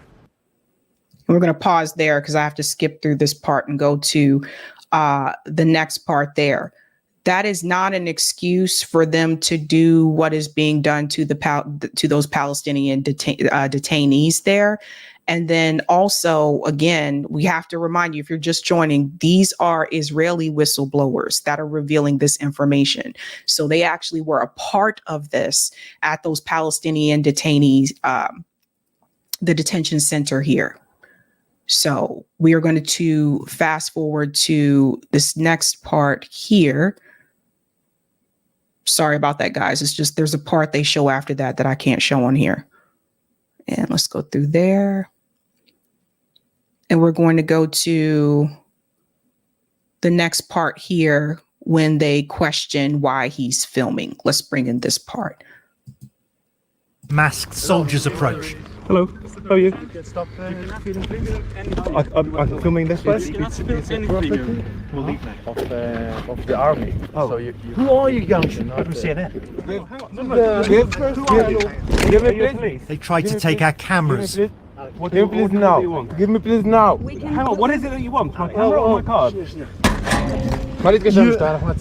Then order us to leave. So you guys see, this is why I was saying before, this is why they wanted Al Jazeera out. This is why they killed over 100 journalists that were covering what was happening in Gaza. This is why they don't want you to see what they're doing. Now, I'm going to go ahead and say this. The fact that this is exposed by mainstream media, I'm really curious to see what on earth is the Biden administration going to say about this? What on earth are, any of the other political officials, what are they going to say about this particular content? Don't be surprised, whoever exposed this story, and particularly the reporter that's in this video, don't be surprised if they're removed from CNN. One more part here that I do want to get into. where they're actually going to go meet with another whistleblower. Here we go. Experience of the Sadeh Tayman facility. It's experience that he says has left him shocked at the condition and the medical treatment of Palestinian detainees there. Hello. He told us he treated Palestinian detainees with gunshot wounds fresh from the war zone in Gaza, but was appalled at the lack of equipment and expertise. The problem is, Gazans who are brought in are labeled as terrorists, and it is very popular opinion over here that terrorists deserve to die, so they do not deserve the same medical care as everyone else. Did everybody hear that part? So the framing that you hear that's coming from the state of Israel, where they say that, Gazans they say they're all Hamas. Notice some of the Israeli, soldiers saying this, they're all Hamas. You notice some of the actual politicians that we have in Congress that I think his name is Brian Mast. He was a former member of the IDF. Notice how he'll say that even a baby is Hamas. They're all Hamas. That is intentional, because if you continue to teach the people that they're all Hamas, then the people will say, oh, well, then they're all terrorists. Then you'll think that a Palestinian life is not valuable. And to push it a step further, you'll feel that you have every right to treat them in such a way that they have the right to abuse Palestinian people. They have the right to torment and to torture Palestinian people and to kill them. That's how the ideology works. That's how the brainwashing works. They convince you first that these people are dangerous. Then they convince you that because they are dangerous, they should not be around. Once they convince you that they should not be around, then you start to believe that you're allowed to abuse them and torment them and to do whatever you want to them. And you're okay to do that because they are dangerous. Now, haven't we seen this happen with other groups before, particularly in this country? Because once you convince the population, once you convince the populace that the other group is nothing, once you convince that populace that the other group is dangerous and beneath you and is nothing, and you start teaching that populace this at a very young age, it is very hard for people to break away from that type of ideology. These individuals, they are brainwashed at birth.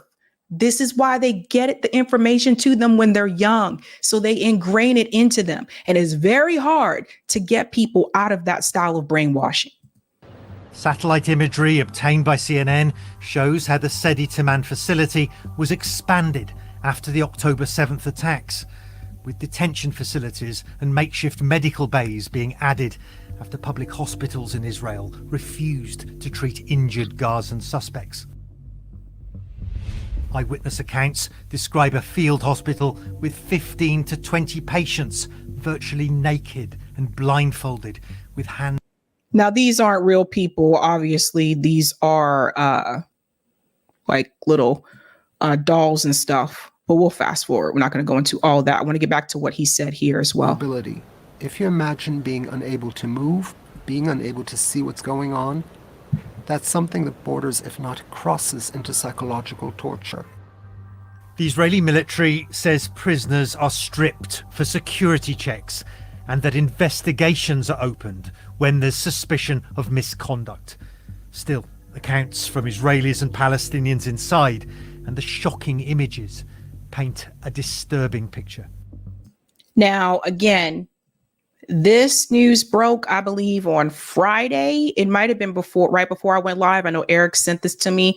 I want to bring up the article as well, because I want you to see a little bit more detailed information. Because again, it goes to show you that when Israel uses the excuse that we are defending ourselves, we're fighting against Hamas, we're not fighting against the civilians. Well, as you can see, this shows a different tune. So this was the article that was sent to me by Eric, and it says, I'll make this bigger for people. Strapped down, blindfolded, held in diapers, Israeli whistleblowers detail abuse of Palestinians in shadowy detention center. I want to get started right about here because I don't want to rehash. CNN spoke to 3 Israeli whistleblowers who worked at the SDE Teman Desert Camp. I'm probably pronouncing this wrong, I'm sorry, which holds Palestinians detained during Israel's invasion of Gaza. All spoke out at risk of legal repercussions and reprisals from groups supportive of Israel's hardline policies in Gaza. So it was 3 that came forward.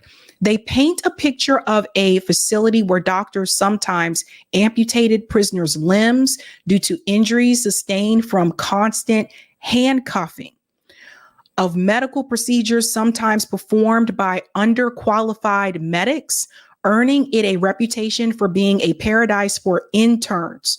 So, and I'll give you another example in just a second. So they are basically torturing these people. So they're sending medical interns to experiment and to, I guess, have some type of clinicals on these particular people, the Palestinians in the detention center. Now, I want to give you a little bit of history. You want to know who else? What other group had medical experiments performed on them? Black people. Black people in the United States. For women, every time when you go to the doctor to have your annual appointment, you know why you can have that appointment? Because doctors experimented on Black women using devices that I would not show on here. You can Google it though and see the pictures for yourself. No anesthesia, nothing. And if you see those devices, you'll say to yourself, what the hell? Then we have to go back to the Tuskegee Airmen experiments as well. So do you see how once you have convinced a populace that a particular group is not worthy, that they are less than, and then you also convince them that they're dangerous, well, then they just lose all sympathy or empathy for their life. And then they use them for whatever they want to use them for. Let's continue. So we talked about here about the wounds. This is really bad. It says a paradise for interns and where the air is filled with the smell of neglected wounds left to rot. This is very, very bad for Israel. Very bad. Again, this is coming from CNN of all places. According to the accounts, the facility, some 18 miles from Gaza frontier, is split into 2 parts. Enclosures where around 70 Palestinian detainees from Gaza are placed under extreme physical restraint, and a field hospital where wounded detainees are strapped to their beds, wearing diapers and fed through straws. Now, why would they put a diaper on them? Because they're not allowing them to use the restroom.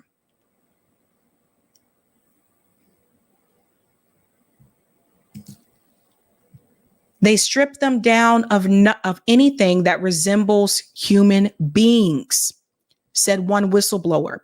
The beatings were not done to gather intelligence. They were done out of revenge. It was punishment for what they, the Palestinians, did on October 7th and punishment for behavior in the camp. Now, again, none of these individuals that are a part of this detention center were a part of that activity that happened on October 7th, but they're being punished for it anyway. Yes, baby Ethernet, Henrietta Lacks. That's right. Another one experimented on. See that?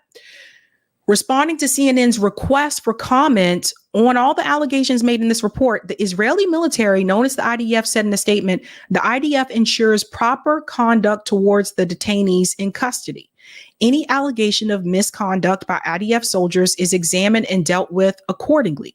In appropriate cases, MPCID, the Military Police Criminal Investigations Division, investigations are opened when there is suspicion of misconduct justifying such action. Detainees are handcuffed based on their risk level and health status. Incidents of unlawful handcuffing are not known to the authorities. So I would just say that's a blatant lie. Because if the authorities do know, do you think they're going to say that to CNN? Oh, yeah, we knew that was happening. Of course not. They're going to protect themselves. So here's a picture here of where this detention center is located. The military base that now doubles as a detention center in Israel's Negev desert is located 30 kilometers, which is 18 miles from the Gaza frontier. So take a look at the picture here, and you'll see here's Gaza over here to the left. And then here is the detention center, close enough to Gaza where they can still, make that easy to transport, but far enough so that they cannot be spotted and you just may not know what is actually happening here.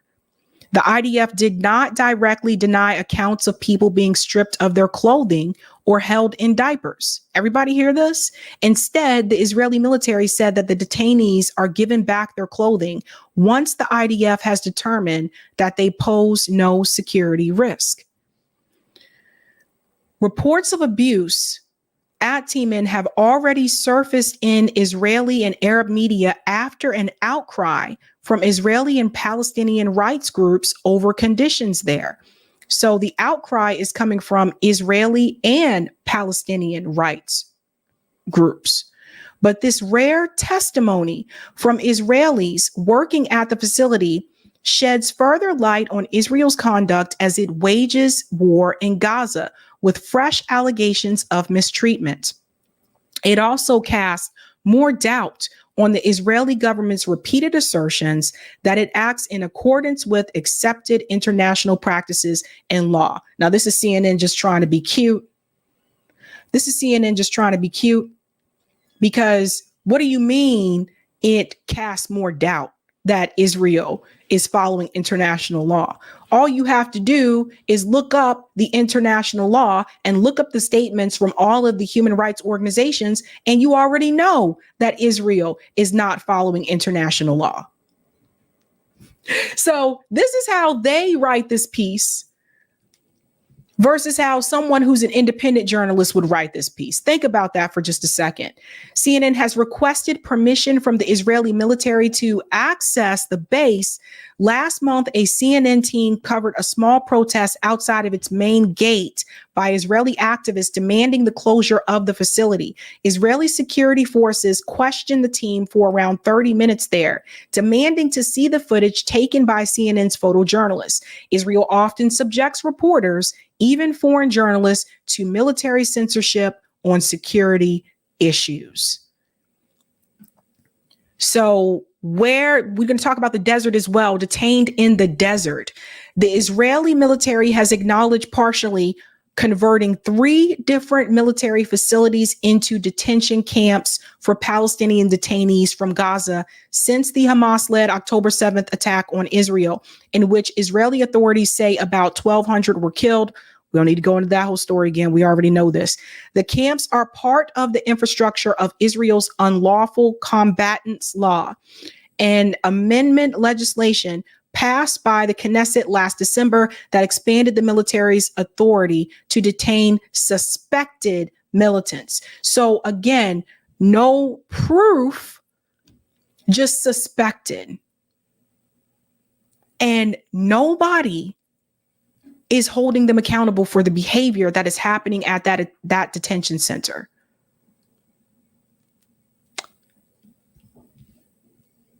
Very troubling. And honestly, the images look familiar to me. It goes on to say the law permits the military to detain people for 45 days without an arrest warrant, after which they must be transferred to Israel's formal prison system, the IPS, where over 9,000 Palestinians are being held in conditions that rights groups say have drastically deteriorated since October 7th. 2 Palestinian prisoners associations last week said that 18 Palestinians, including leading Gaza surgeon Dr. Albersh, had died in Israeli custody over the course of the war. Does that sound somewhat familiar when you compare it to the police state in the United States? How many times we've heard these stories about people dying in police custody, and now the police are like, oh, we're just going to open an investigation and see what's going on. An internal investigation. They're going to investigate themselves. Remember, the police in the United States are trained by the IDF. So you see where the behavior is coming from. The military detention camps, where the number of inmates is unknown, serve as a filtration point during the arrest period mandated by the Unlawful Combatants Law. So here is something that is very concerning, where the number of inmates is unknown. What do you mean they don't know the number of inmates that are there? Let's go on a little bit more here. CNN interviewed over a dozen former Gazan detainees who appeared to have been released from those camps. They said they could not determine where they were held because they were blindfolded through most of their detention and cut off from the outside world. But the details of their accounts tally with those of the whistleblowers. They were blindfolded. They did not know where they were held. Doesn't this sound familiar? Don't you feel like you've heard this story before?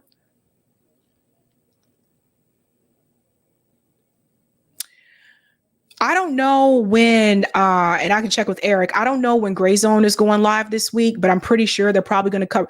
Or Eric, you can tell me, did they cover this Friday? Did they cover this already Friday? Maybe they did. I have to go back and check. Anyway, if Gray Zone goes live this week, they're probably going to cover this story. So I recommend checking that out. And they're probably going to have more information than I do. But this, ladies and gentlemen, is not good for Israel at all. Go to part 2, Eric, because I have something else to show you, because the world is turning on Israel. Things are starting to change. And some of the things they don't want you to see, they keep talking about the campus protest in the United States. Look at this massive protest happening in Tokyo, Japan.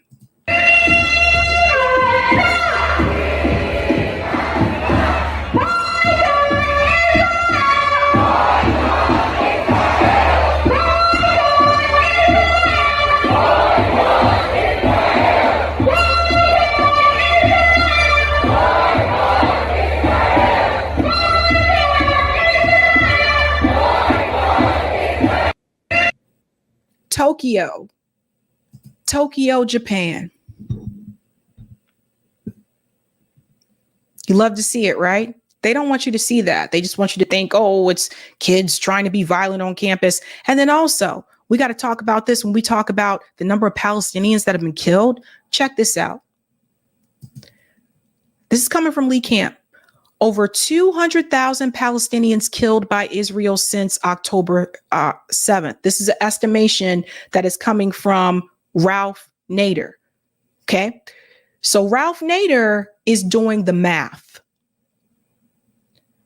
According to the math, allegedly, Ralph Nader says over 200,000 Palestinians, not 35,000, have already died since October. This is based on nearly 100,000 bombs and missiles directly on civilians without food, water, medicine, electricity, healthcare, and World Health casualty projections starting since last October. The 35,000 official fatality count is absurd. No human beings could endure those massacres and related untreated diseases since October 7th. And guys, even so, my number was way off because I said I would estimate it's at least 50,000, right? But Ralph Nader is doing the math. So he's telling you it's probably over 200,000. And then I told you guys, mainstream media, they have been focusing on that 30,000. Notice how all of a sudden it just stopped at 30,000. They're not considering the people that are still under the rubble. So when all is said and done, eventually that real number is going to be revealed. And all the people who sat up there and told us this is not a genocide are going to have to eat their words. Because Ralph goes on to say,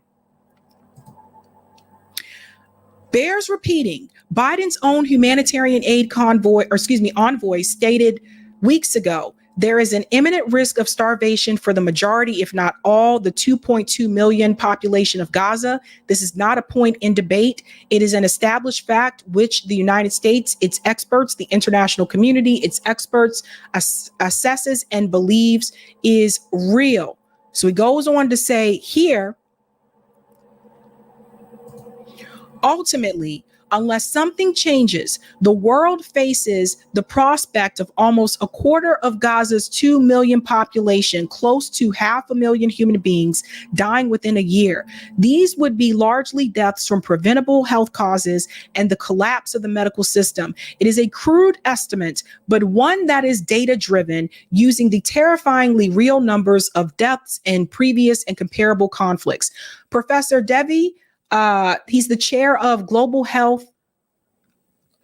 public health at the University of Edinburgh. So that's the source there. And then he goes on. I just want to make sure I'm going in order because he said a lot more here. Why the vast undercount of Palestinian fatalities kept at 35,000? ? I told you, Hamas keeps their figures low to avoid being further accused of an inability to protect their own people and provide shelters, while Netanyahu blocks U.S., Western, and Israeli journalists from finding out the true scope of the slaughter by free reporting in the Gaza enclave. Estimated over 200,000 dead, the rest of the population sick, injured, or dying. That's from Ralph Nader. Eventually, those real numbers are going to come out. Eventually, they are going to come out. And now even Egypt is turning against Israel. This is huge. Egypt announces intention to join South Africa's lawsuit against Israel in the UN's top court. Remember, Egypt aligns with the United States. So you see this? So this pushes back on that narrative that Ron DeSantis said. He was like, oh, how come none of those other nations are coming out in support of the Palestinian people? Things have changed. So Ron DeSantis, you can eat your words. You see this? That is huge. Eric, when we're done, let's put the link to this article in the chat. That is huge. The announcement from the Egyptian Foreign Ministry comes as Israeli troops continue to operate along the Egypt-Gaza border and move that Cairo has warned could endanger the peace treaty between the two countries. It's getting wild out here. It's getting wild out here, folks. We even have Alexandra Millet stepping down as her role of Norway's spokesperson due to the genocide. So we have her speaking out. Everybody is turning. During the Eurovision final. Even though I'm thankful that I was given the opportunity to do so, I've taken the decision to withdraw. United by music, Eurovision's motto, is the reason why I do music. Unite people, bring them together. But right now, those words are just empty words. There's a genocide going on. And I'm asking you all to please open up your eyes, open up your heart. Let love lead you to the truth. It's right in front of you. Free Palestine. Israel has lost support. We've been saying it all this time. And that's why a lot of people are panicking. That's why a lot of these organizations are panicking. That's why they're going on Morning Joe and MSNBC over and over again. These people are freaking out. You go over here, you got MSNBC. Actually, I don't know if they intended to do this, expresses regret for giving too much context about Palestine. This could have just slipped out, but listen to this. Everybody, you got the media. Another bit of history to remember. If you look at the map, we have a map that shows historically the areas that used to be Palestine in 1946, and then the UN plan there, and then as it shrunk down to basically Gaza and the West Bank, right? And then present. So what does that show you, Martin, that the area where Palestinians are living, has it grown increasingly smaller? Well, absolutely. Of course, this is what it's all about. It's all about the land. And what this map shows you, and I must say it's pretty shocking when you present it in this way, what it clearly shows is that if there is no peace agreement between Palestinians and Israel, more of those green areas, more of that Palestinian land will be eaten up by Jewish settlements. Although right now there is a freeze on settlements by Israel because there's so much international pressure, the Palestinians say if we don't have peace soon, we won't have a Palestine left. And the Israelis say we have every right to be in all of those areas. Well, the Israelis say, look, this is our homeland too, and we're Jews. We have the right to live anywhere, same as anywhere else in the world. We should be allowed to live anywhere we like. And that's hard to argue about, except it's taking the land of a future Palestinian state, which that's what the frustration and the violence is all about, for the most part, the occupation of their land. Last Thursday, in an attempt to talk about the context for the current turmoil in the Middle East, we showed a series of maps of the changing geography in that region. We realized after we went off the air, the maps were not factually accurate, and we regret using them. So you see that? They were spoken to. You see that? They were spoken to. We all have seen those maps. Now, there's a lot of frustration that comes along with this. And some of you may be asking, like, well, what can we do, right? What can I do as a consumer? Here's something you can do that actually isn't going to cost you any money. This is one way that you can push back against what's happening to the Palestinian people. And you can actually push back against the state of Israel. Check this out. You got to love him for doing this. It's called Operation No Buyout. Fill your online cart and then do not check out. It costs the company marketing money and messes with the algorithm. Let's get into this because he explains this pretty well. Operation #No Buyout, new day, new celebrity. Listen to this. Yesterday, one of my videos went viral, and in it I talked about an initiative where we targeted certain celebrities' online stores, checked out a bunch of their items, as many as you can, and then completely abandoned it the minute before purchasing. We can directly affect that store's sales and also cost these celebrities a lot of money. How this works and the reason why this strategy is so effective is because every time you abandon an item in a shopping cart, it limits this product's availability to other customers who are interested in buying it. It can pause because he talks really fast. Get this, guys. Okay. All these celebrities that are supporting the state of Israel, all these celebrities, a lot of them have a business on the side, right? The singers, actors, a lot of them have their own business where they have some product line or whatever. One of the ways that you can hit back that doesn't cost you anything is doing exactly what he told you to do. And he's right. Whenever you put it in the cart, that makes sure that item is taken away. It is not available for the next person who comes in who may want to buy. This is actually one of the most simplest things that we can do. Fill up your cart and don't buy it. He goes on. Let's go back just a little bit.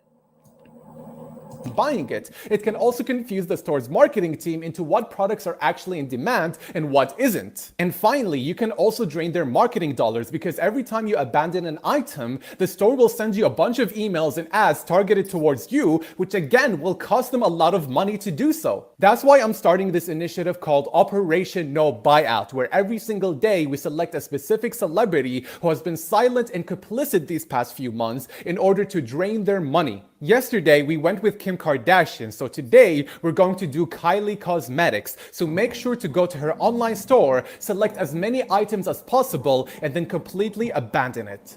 Good luck. There you go. Okay. That is something that you could do now, right? That is something that you could do at this point in time. So just think about that for a second. Something that doesn't really cost you money. Now, one of the things that was said here, whereas a Desert Mantis said, that is not true. Most sites drop it from your cart when you log out. That's if you log in. I don't know about you guys, but I don't even log in. When I'm buying something online, I don't log in. You know, it depends if you're using the app or not. I don't know if you're doing this on a computer, if you're doing it on your phone or whatever. But that's interesting. Lance says, does Michael Rappaport have an online store? I'll shelf everything. No. That's hilarious. Oh my God. Let me go up here. We come back. I'm making sure I'm logging out of the right one. Okay, we're going to finish the comments, and then I want to go to the Tucker Carlson story with Tara Reid. So we'll get into that in just a second. Oh, Eric, I knew you would know. It depends on how the online store is coded.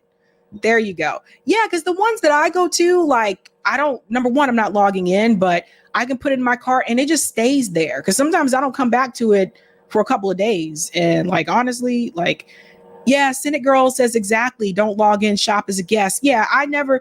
And I think the thing is like, I didn't even know like about this strategy that this, gentleman just mentioned. I didn't know about that.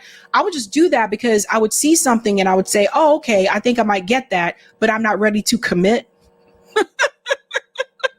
I'm not ready to commit. So I would just put it in the cart and I would say, okay, I'll come back to that later when I make up my mind. But I didn't realize I was, what else that was doing at that point in time.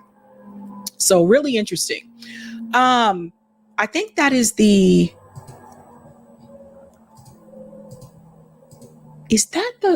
I think that's the dryer. That thing is really loud.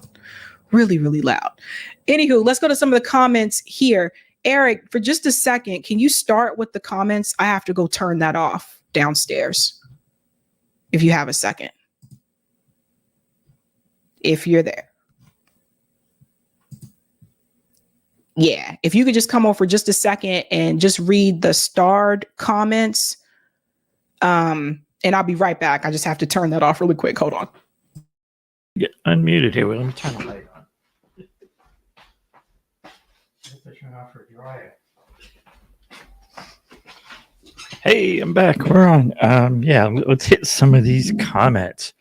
That's why we got to be always on the ready here. Sabby Sabs. All right. So I'm going to read off. I'm Eric T. Red, usually in the background here. I'm going to read off some of these comments. Thanks for the super chat. None of your business. We're thankful for your integrity. Sabby, thanks you for that one. And thanks, Talkwish, for the gifted Sabby Sabs memberships. And I'm sure people will be appreciating those. Thanks for this one. What's left? News and analysis. Look at Sabby creeping up on 100K. Good for you, comrade. You've earned it. Yeah, I think we're going to see 100K here on the channel here in May. I've been saying 100K in May. So I think we are on the doorstep of that one, which will be interesting. Maybe we'll have a party. Thanks for the super chat, Penny Arcos. Fat Saga and Count Chocula will still play Spin Doctor. There we go. And I think we're good. Yeah. The buzzing wasn't too bad, but I could hear it a little bit. Okay. Sometimes people can hear it and sometimes they can't. So I never know. But yeah. All right. Clear this one off and I will clear up the ones I read and the rest are for you. All right. Cool. Yeah. Okay, where did we stop? Oh, you did those already. Okay. Thank you for the super sticker, unemployed scholar. Thank you. Miss Cool NYC, do you think Dana Bash and Anderson Cooper will cover the story? Probably not. Probably not. I'll tell you if they do, though. Or probably not. Thank you, Killer Tomato. Don't forget that thinking for yourself and standing up for women is considered corruption on earth in some places. Punishable by death. Fight on. Thank you, Sparky. Tuskegee experiments were on Black civilians over decades, not on the Tuskegee Airmen. Robbie said, I don't think they covered this as yet. Okay, so maybe Gray Zone hasn't covered it yet, so they probably will this week. If not.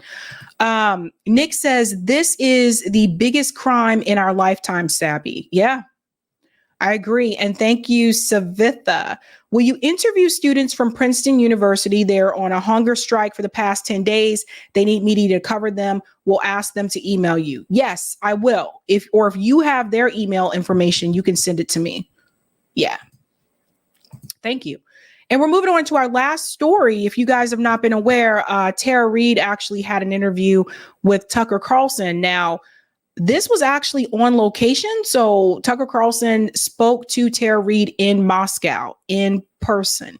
So I do want to remind everyone that Tara Reade is still in Moscow. You have to remember that she went to Russia to promote her book. I believe they were trying to actually translate her book into different languages. She received, a call from Representative Matt Gaetz that it might be wise for her to return to the United States because she would probably be detained, right? So remember, Tara Reade does have allegations of assault or essay against Joe Biden. So let's all remember that. So I just want to remind everyone, Tara Reade is still in Moscow, right? So let's go ahead and get into a little bit of this. So your lawyers have sued the Biden Department of Justice for misconduct. Tell us about the suit, why you filed it, what you hope to achieve by it.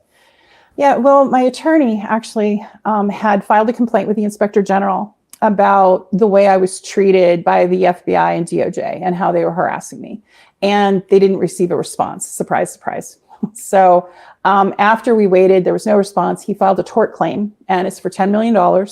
And basically what the outcome will be, hopefully, is that they will open my FBI files and then expunge them. And the criminal case that has been opened against me in Northern California, the one that's sealed, will be revealed. And because that was opened by DOJ and FBI, where they took all my Twitter communications, now X, it's called, but Gmail, you name it, all my social media was taken under sealed warrants. The only reason I know about the sealed warrants and it was publicized is because a Twitter lawyer had called and told me that this has happened, and they had made a motion in court to tell me. And so that part right there, just in reference to the social media, that's a privacy issue, right? So think about all the things that has happened to Tara Reade ever since she made allegations of essay against President Biden, right? Like all these different things, like she had difficulty getting employment.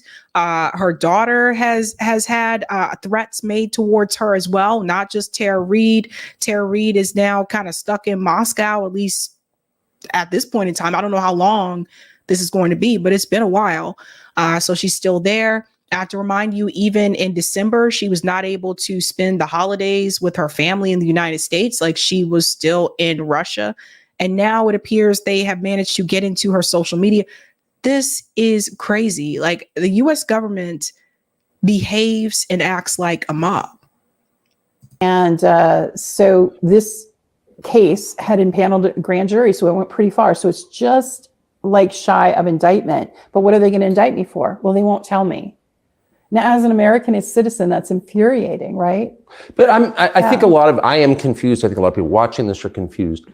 You, of course, are most famous for recounting in public your experience, a sexual assault, and I think it was a sexual assault by then Senator Joe Biden in an elevator when you worked for him. Not an elevator, corridor. Corridor, I beg your pardon.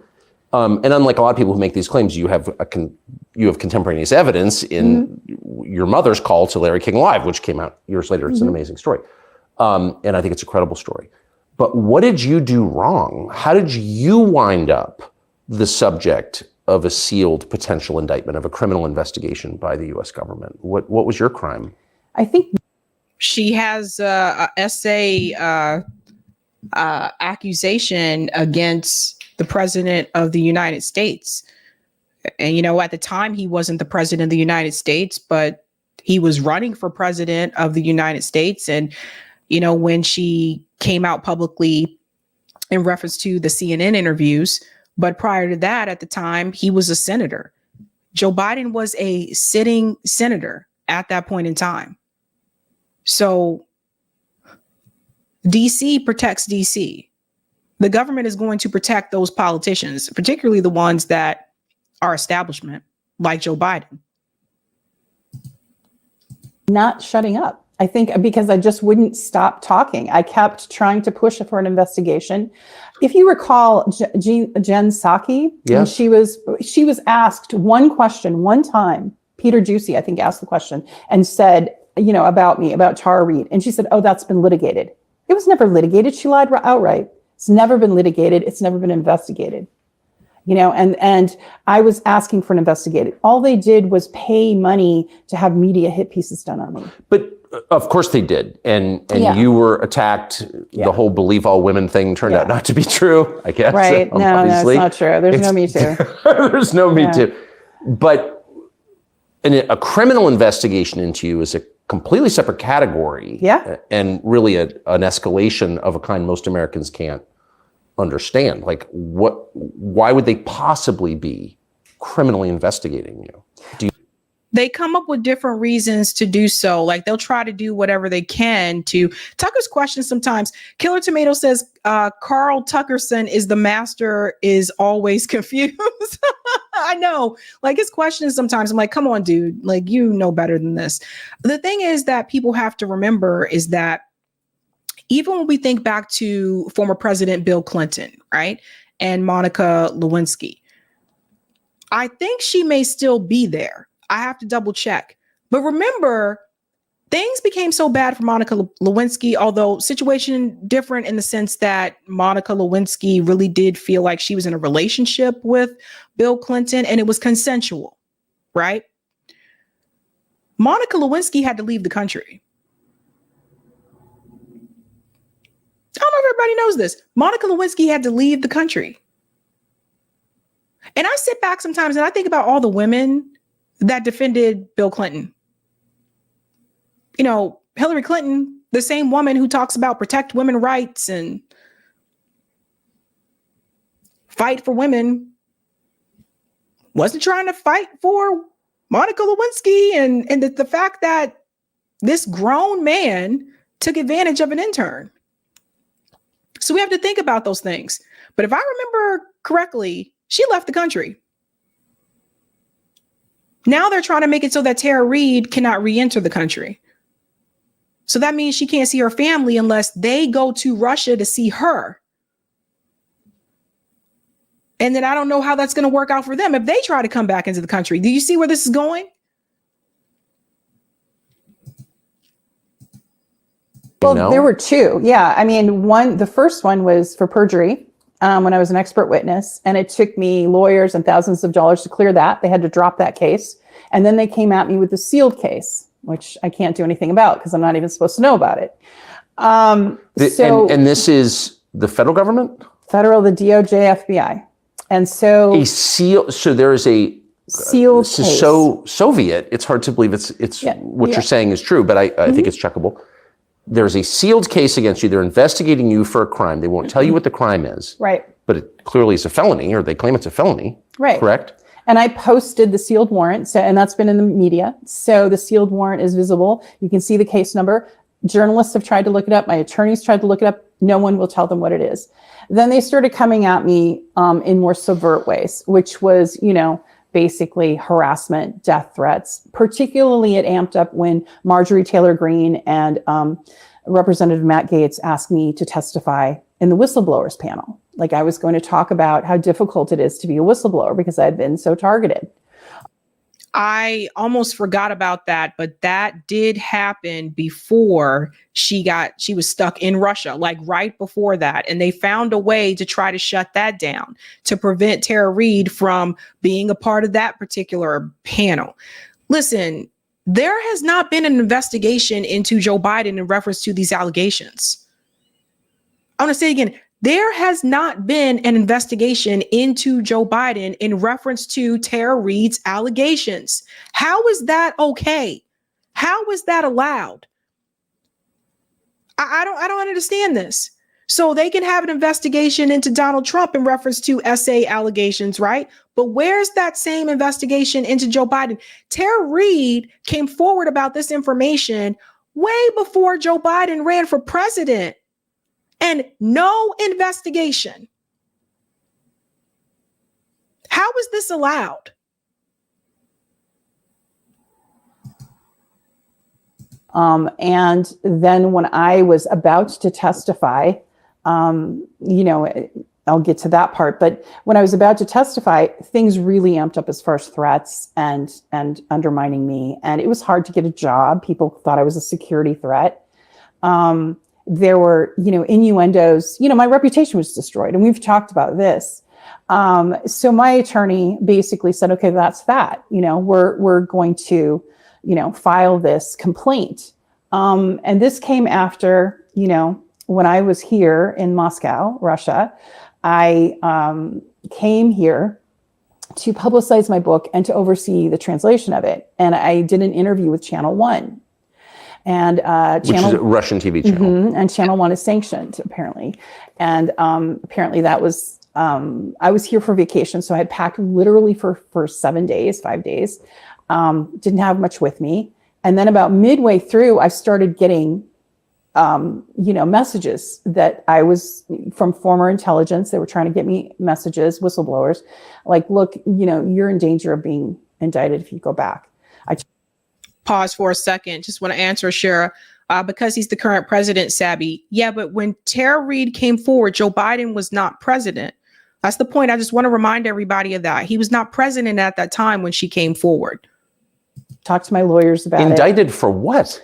For FARA, the Foreign Registration Act, which is the same thing they went after Maria Butina for. And Paul Manafort. And Maria Butina, if you read, there's a really good article called The Spy Who Wasn't, who really lays out why she wasn't a spy, and she wasn't. She's now working for the State Duma, but she was definitely targeted. But that set the precedent, Paul Manafort in her case. But wait, just to be clear, you're an American who has accused the sitting president of sexually assaulting you while you worked for him as a young woman. And you have evidence to prove that that's true. Right. Contemporaneous evidence, which I think is key. And all of a sudden, you're the criminal because you wind up in a foreign city and you do a TV interview.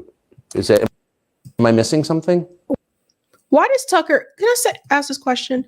Why does Tucker Carlson pretend like he doesn't understand how the system and the state works? Why does he pretend like he doesn't understand how government agencies work? Particularly when it comes to foreign policy. He hosted Fox News for how many years, millions of followers and viewers. Why is it that when it comes to corruption and particularly the system that is in place, why does he pretend like he doesn't understand how these things work? Anybody else ever notice that? Anybody? Just something that I've noticed. Just something I've noticed. Well, in 2019, if you recall, one of the smears that they made against me was that I was a Russian asset, even though I had no ties to Russia. Immediately out the gate. That was the Biden campaign told that to the New York Times. They said that was their first response. Not a denial, not anything else. They said, oh, she's a Russian asset. And that started in 2019 and got spread around. And then it continued on and had a life of its own because it was spread by former Obama staff, Edward Isaac Dovier, people like that, who have some clout on social media and people listen. So unfortunately, there was that kind of overhanging it. So when I came to Moscow. So you make this allegation against the president of the United States, then a candidate, a credible allegation. Once again, I wouldn't be talking to you if I didn't think it was credible. I think it is credible. I think it's true. And they don't even respond. They just accuse you of being a traitor to your country. Immediately. That was the first response, not even a denial at first. So I thought that was interesting. And the media amplify this. Oh, yes. New York Times amplified it. Washington Post did. Yep. Everyone did. Politico, they did their due diligence for the empire, I guess.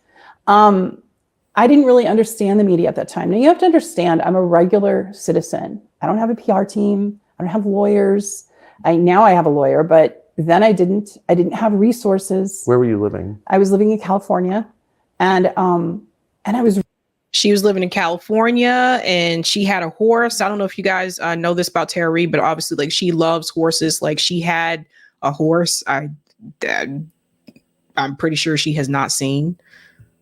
She just has been back here. She hasn't been back to the United States. It's really crazy. And this is why some women don't come forward, because I just think about all the ways that Joe Biden and the power that he has, the way that he pretty much destroyed Tara Reade's future. You think about all the opportunities that she was not able to maintain because she came out against who at that time was Senator Biden.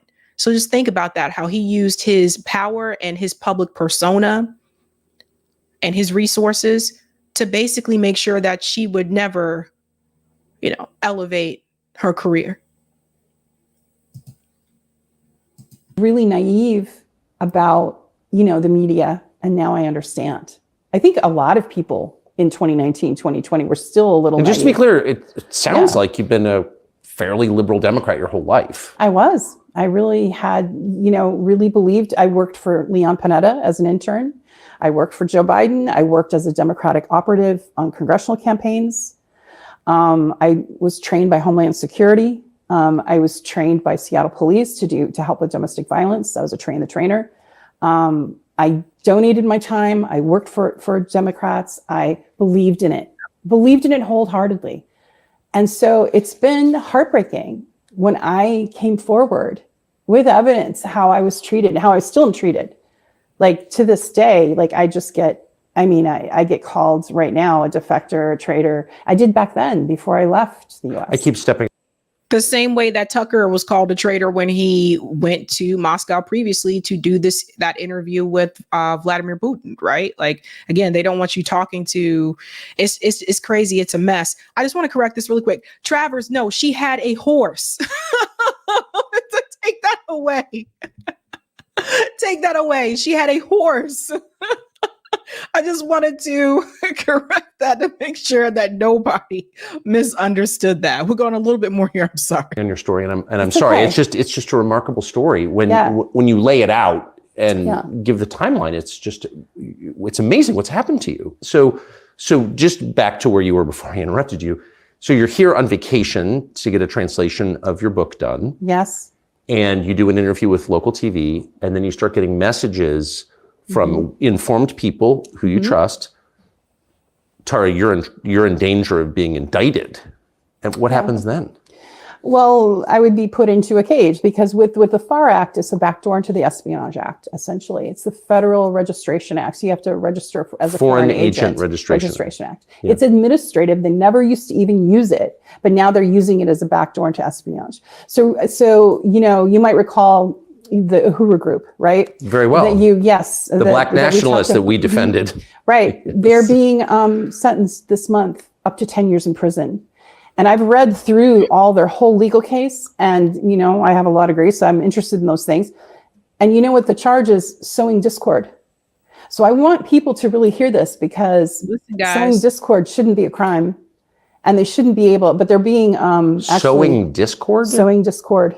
That's the term under the FAR Act and the backdoor into the Espionage Act. And so they're facing up to 10 years in prison or more. Everybody hear that? So remember, that is Chairman Amali Yeshitela. So he's been on this show a couple times, right? He's actually, Tara Reid interviewed him as well. I think she was the first person I saw interview him, I think, or either her or Democracy Now! It might've been her though. But she's interviewed him as well. But you see how they're trying to imprison them for sowing discourse? It's wild and crazy. Their passports have been taken away. The sentencing happens this month. They have no ties to Russia. They simply spoke out against the proxy war against, Russia via Ukraine. And for that, they've been punished. And, what I want people to hear is that it's not just January 6th people that are being targeted by the DOJ. No. It's to the left. It's to the right. That's right. It's someone like me that just had a claim against my former employer that should have been investigated properly and should have been adjudicated in a proper way. And I should have been treated with some dignity instead of having my life torn to pieces. And I want to stop it there. You can watch the rest on Tucker Carlson's Twitter account here. Tara's been on the show a couple times before, so you guys can always watch those interviews if you want to hear the story about what Tara is alleging that Joe Biden did to her. But what I want people to understand is this is how power works. Like the fact that, powerful people are not being held accountable. Joe Biden isn't being held accountable because he's in a position of power. And it's not uncommon for abusers to be in a position of power, particularly when they know that they can get away with it and they're not going to be held accountable. It is very sad. It's very, extremely disappointing when I hear people who say that they care so much about women's rights and, not going back and all that stuff. Where are all those women that were marching when Donald Trump won, and they were marching saying we won't go back? Where are all those women when it comes to Tara Reade's situation? How many of them have spoken out against Joe Biden in reference to this? Even if you do not believe what Tara Reade is saying, an investigation is still owed, and the investigation has not happened. So this is why it's dangerous to be a stan. This is why it's dangerous to be a Biden stan, a Trump stan, that type of thing. Because when it comes to the actual law, sometimes people, if you're a stan, you'll just overlook what the law is saying that is supposed to happen. And there should have been an investigation. It's just not right. I don't care whether you believe Tara or not. It's not right that there has not been an investigation. Now, today is Mother's Day. Now, Tara Reade sent this to me and she said I could share it with you guys. So I had permission. This was the last time that Tara Reade saw her daughter. So she sent me this picture here. There's Tara and her daughter. And there's a fluffy cat, a very fluffy cat. So that was the last time Tara Reade said this is the last time that she saw her daughter. It's Mother's Day. So these powers, the oligarchs, like the people that control so much, they control so much to the point that you have people that cannot come back to this country. Not just Tara Reade. Edward Snowden can't come back. Right? Think about the political prisoners that can't come back. Assata Shakur can't come back. So we have to ask ourselves, what are we really living in here? Is this really the home of the free? Are we really free if people can't leave and come back? So regardless to how you look at this particular situation, Tara Reade is still owed an investigation into Joe Biden. I don't care what side of the aisle you're on politically, she is owed that. And that has not happened.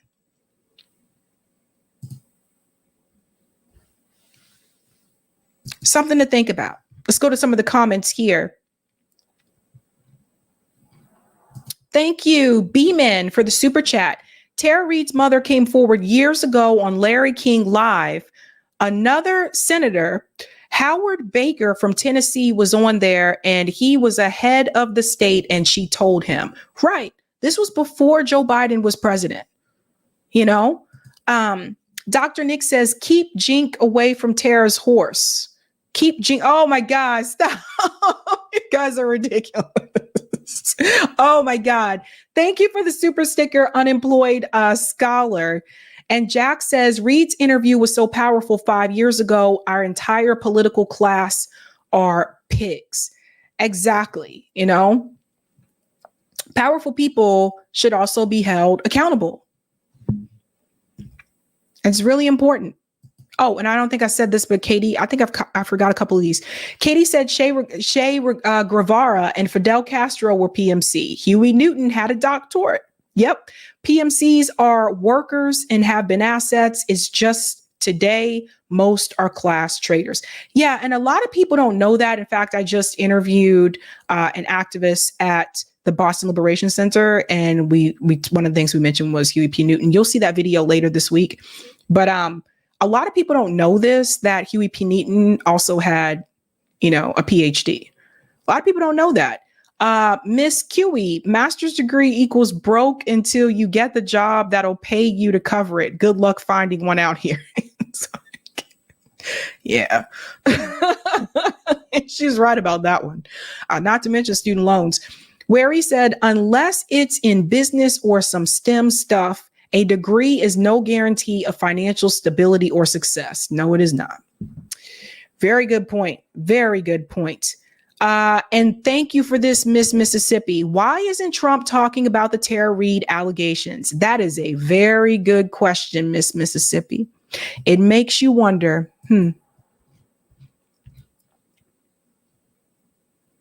Did I miss a couple more? I'm sorry about that. Lorez says no investigation at all is so whack. I believe it. U.S. lawyer says she is being targeted for political views. This is standard operating procedure for liberals and conservatives. Valerie says this reminds me of what Professor Anita Hill was put through. Yeah, it reminds me too. And you know what was messed up? She still ended up giving her support for Joe Biden for 2020.